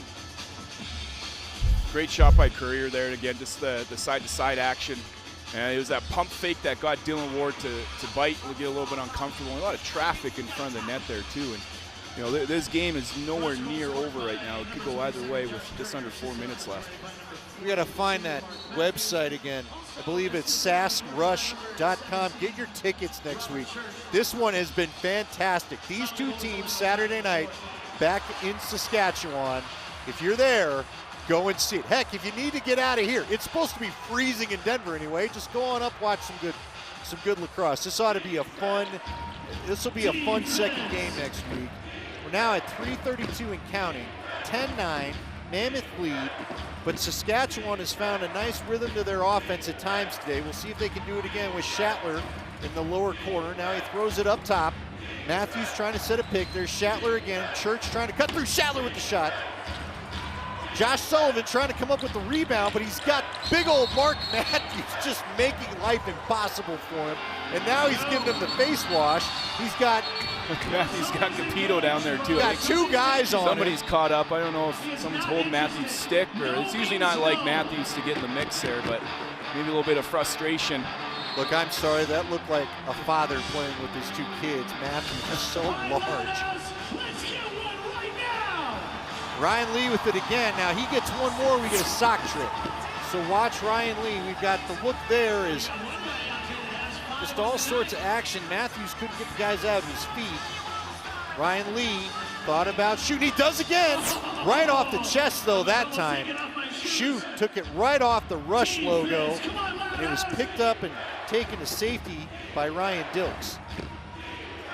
So now, can they get the equalizer? Got the scoreboard showing the party zone playing cornhole. Now's not the time. Mammoth trying to play good defense. There's the shot from Keenan. Oh, that one snuck away. Schaller almost dug that one out, but it harmlessly went wide of the goal. And look for the Mammoth to most likely use this possession, grind this defense down, use that shot clock. Ooh. Good pressure there. I believe that was Kyle Rubish. Just didn't let Kinnear go anywhere with the ball, and that's a turnover with 2 minutes here. That could be costly for Rubish, a savvy NLL veteran. Oh, and Matthews had his shot knocked down that time. Might have to check the old screw on the stick there after that one. That might be loose. Here's Matthews again. Dylan Ward steps out to him, and another great shot by Matthews to free up his teammate, but that one went wide. Let's go down to John Gallant. Jamie, in this situation, there are 2 great saves by Dylan Ward there. One just off his glove. Next shift, you pulling the goalie? Absolutely. I think you know that, or you call a timeout maybe, and then go. But yeah, you've got to go here. You can't give the Mammoth any more possessions. Ryan Lee working it back up top. Eli McLaughlin, nope, that's Wardle. They're going to call a interference there, minor interference on a moving pick.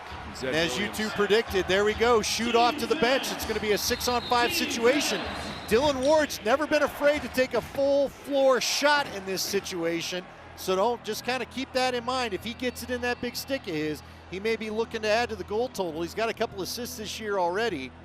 But we're going to get a timeout before anything happens, as it looks like Jeff McComb wants to talk it over. Make sure you know what you want to do with this possession. What's the call here in your mind? Well, I'm thinking more of an offensive standpoint. Maybe, John, you can answer this. Like, you know, Mark Matthews is obviously the quarterback. He's your feeder. Do you lock him off in this situation, or you know they're going to have a set play? Do you jump early? Because there is potential that they can go down the floor and come back with another 6-on-5 opportunity. Yeah, I think, I would be offensive defensively here. And you got 2 choices, right? You can either pack that middle, right, and let your all-world goalie, Dylan Ward, get to that top of the crease. I'm going to be interested to see if Saskatchewan puts anyone either below the goal line or even right behind the net to try to force Dylan to remain back with his heels on that goal line here. But I think, you got to cut. You're up 1. You're probably going to have 2 possessions. You got to be a little offensive defensively. You can't just sit back and allow Saskatchewan. They got too many guys who can shoot the ball here and put it in the back of the net. But that's the first thing I'm seeing is what's going to be happening below the goal line. Thank you, John Gallant, former captain of the Mammoth. Defense is his specialty, and now they've got to play some good defense. There's a shot, goes over the goal. Mammoth can't corral the ball. Loose ball's up for grabs. It is eventually taken. There's the empty netter. We'll see if that seals the deal. Warren Jeffrey able to get out there from his defensive position and adds the goal, giving him a 2-goal cushion. But as crazy as this game's been, don't go anywhere. This isn't quite how it is in the NHL, where an empty netter kills spirits.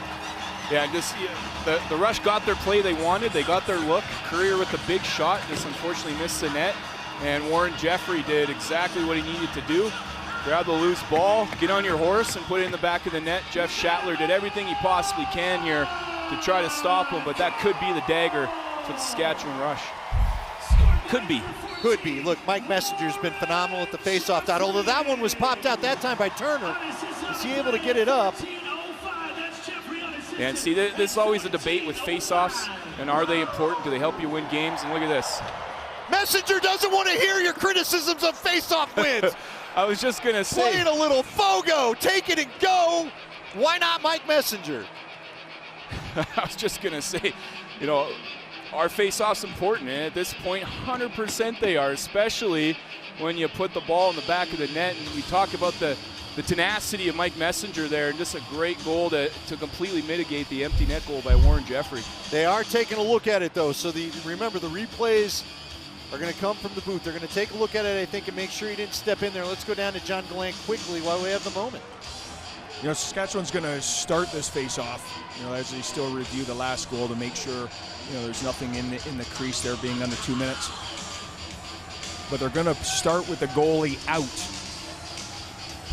and play with 6 players. You know, Jamie, how would you assess, you know, if you're on this face-off team with 5, good goal, how are you going to play? Are you going to put any Colorado Mammoth players in the offensive end, or are you going straight D? No, I think you go straight up. You're up by 1 goal here. You know, I think you don't want to give up any odd man situations right away. You have the 6th man is a defenseman, and Chris Corbeil getting the ball here. You know, so I think that's the correct play, especially the way Messenger's playing right now in the faceoff dot. I believe Lintz took that faceoff to add to your point, so he could be back and ready for D. No subs needed. Oh, and there's another loose ball. Can they get out there? Kinnear's got to get it. No call. The player went down. Kinnear, open net, boom. And it's now 12-10. 18 seconds left. I'm sorry, it was Gillies. Gillies broke out and on the run added the empty netter. Kinnear's 55. I'm losing my mind. This game has blown my mind the way this has gone today. This has been, look, after the 7-7 last week, I don't know if we knew what to expect, but it's been a lot of fun. Again, still 18 seconds. It depends on how quickly the Rush can get a goal here. The Mammoth are going to go back. Lintz at the faceoff dot, 4 guys in the D zone. We'll see if they can't get one more possession at least with Messenger in the circle. You know, we talked about the shots earlier in the game. Dylan Ward's made 47 saves. And it's just one of those days. There's 48. It's just one of those games where, you know, he's just being consistent. He's not letting any softies, and he's been the backbone of this Mammoth offense, and has given his Mammoth defense, and given his Mammoth offense, you know, the ability and the opportunities for guys like Ryan Lee to step up. And you see Mark Matthews is going to the penalty box along with 2 minutes, holding, 7, okay. A delay again. Not sure what both those calls were. Probably just one was a holding. Frustration. Mark Matthews absolutely tackled Scott Carnegie as he got out onto the run. Carnegie said, "Where's my call?" And LeBrand said, "Right here," as he blew the whistle. So I don't know what quite the second one was. I thought we heard delay a game. I'm not quite sure what for. But regardless, that's the game, and it's over. So what a crazy one here in the Loud House today. We will be talking to a man who came just 1 goal shy of the sock trick in Ryan Lee. But first, the players are going to go greet Dylan Ward, who had a phenomenal game. I still go back to that Mark Matthews by himself on the side of the crease, and Dylan Ward had to stand there and put up with all the fakes that Matthews chose to give him. I almost was ready to put that up there. That might be one of Dylan Ward's best save, if not his best save of the season. Yeah, it's just Mr. Consistent today. Gave his team an opportunity to win, but you know what a character win by the Mammoth at this point in the season. You know, this stretch here in February has been so difficult to them, and we'll go down to Ryan Lee and John Gallant. All right, thanks, guys. You know, Ryan, we said this is a game of momentum. You know, what changed for you guys in this second half from an offensive perspective? We just kind of regrouped in the locker room. I mean, talked about what we have to do. We obviously didn't do it in the first half, so coming out here, we did it, and it worked for us. So goals diving across the crease from the outside. You know, talk to us a little bit about your shooting style, because we saw both of them on tonight. I mean, anything to get open, moving my feet, shooting from up top, it's working. So we're just going to keep going on offense and finding the open guys. Dylan Ward, again, stood on his head here tonight. Talk to us a little bit about how important he is, you know, to your team. I just looked up at the board. I think there's like 57 shots, which is completely ridiculous. So, I mean, best goalie in the league right here. So that's going to keep us in the games. Congratulations. Thanks a lot. Thanks. Guys. All right, thank you. That's John Gallant and our player of the game, Ryan Lee. I mean, what a game. And Ryan points it out, 58, one added since he looked up at the board. 58 shots on goal. and we had 48 saves for Dylan Ward. But Ryan Lee doing work of his own as we show you some of his afternoon, and he get 5 goals on the afternoon, and the Mammoth notch another victory. We're back to wrap it up.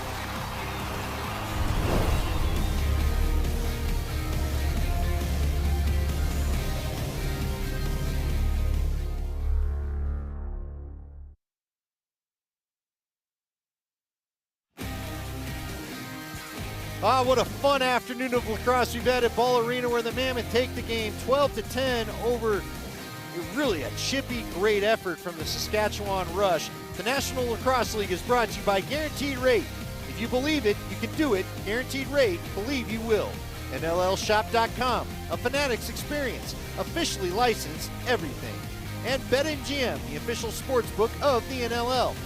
Get the BetMGM app today. Now you're winning with the king of sportsbooks. Please bet responsibly. Andy Lindahl and Jamie Shuchuk up here in the booth to try to wrap it up. And I mean, what a fun game that we had today. And it got going early with Saskatchewan getting their offense off to a better start than a week ago. Yeah, and Courier got the Saskatchewan Rush going, and it looked like the first 5 minutes, first 10 minutes of that first quarter, it was going to be all Saskatchewan Rush. We see Courier here fake out Dylan Ward to get his second. And then we had a goal from Ryan Lee, his first goal off the bench. You see Mark Matthews in the two-man game. His buddy Keenan, he gets it back, and again, talk about the skill of Mark Matthews, big swim move, fires at top corner. We didn't see really a lot of, big leads here, for either team. And then Ryan Lee got a 5-minute major penalty there, but he was able to rebound. We saw him score 5 goals and 2 crease dives. And then he just got going. He just unleashed his big, heavy shot from the outside. And we talk about the right-handers doing the work, and Zed Williams, Tyler Digby doing the work there. You can see here a little dump off, great seal, and Ryan Lee changed his shot up. He was shooting to the top corner on the far side. He was pulling his shots, and this goal right here, in my mind, changed the game and the momentum for Connor Robinson. Big one at the end of the second quarter. And again, here we go with Ryan Lee finds Eli McLaughlin, who we were worried about, soaked a shot right to the head, and he came back and had his contribution, got his team and the crowd fired up into it. And then Ryan Lee's 5th goal of the game here, just incredible. You see the smiles of this kid. This guy's energy is so contagious for the success of the Colorado Mammoth. Well, it was a fun one here. Enjoyed it, and especially the contributions from Jamie Shuchuk and John Gallant. Once again, our final score is 12-10, the Mammoth over the Rush. For John Gallant Jr., I want to say Jr., I almost did it again. For John Gallant and Jamie Shuchuk, I'm Andy Lindahl. You've been watching the National Lacrosse League. Good night.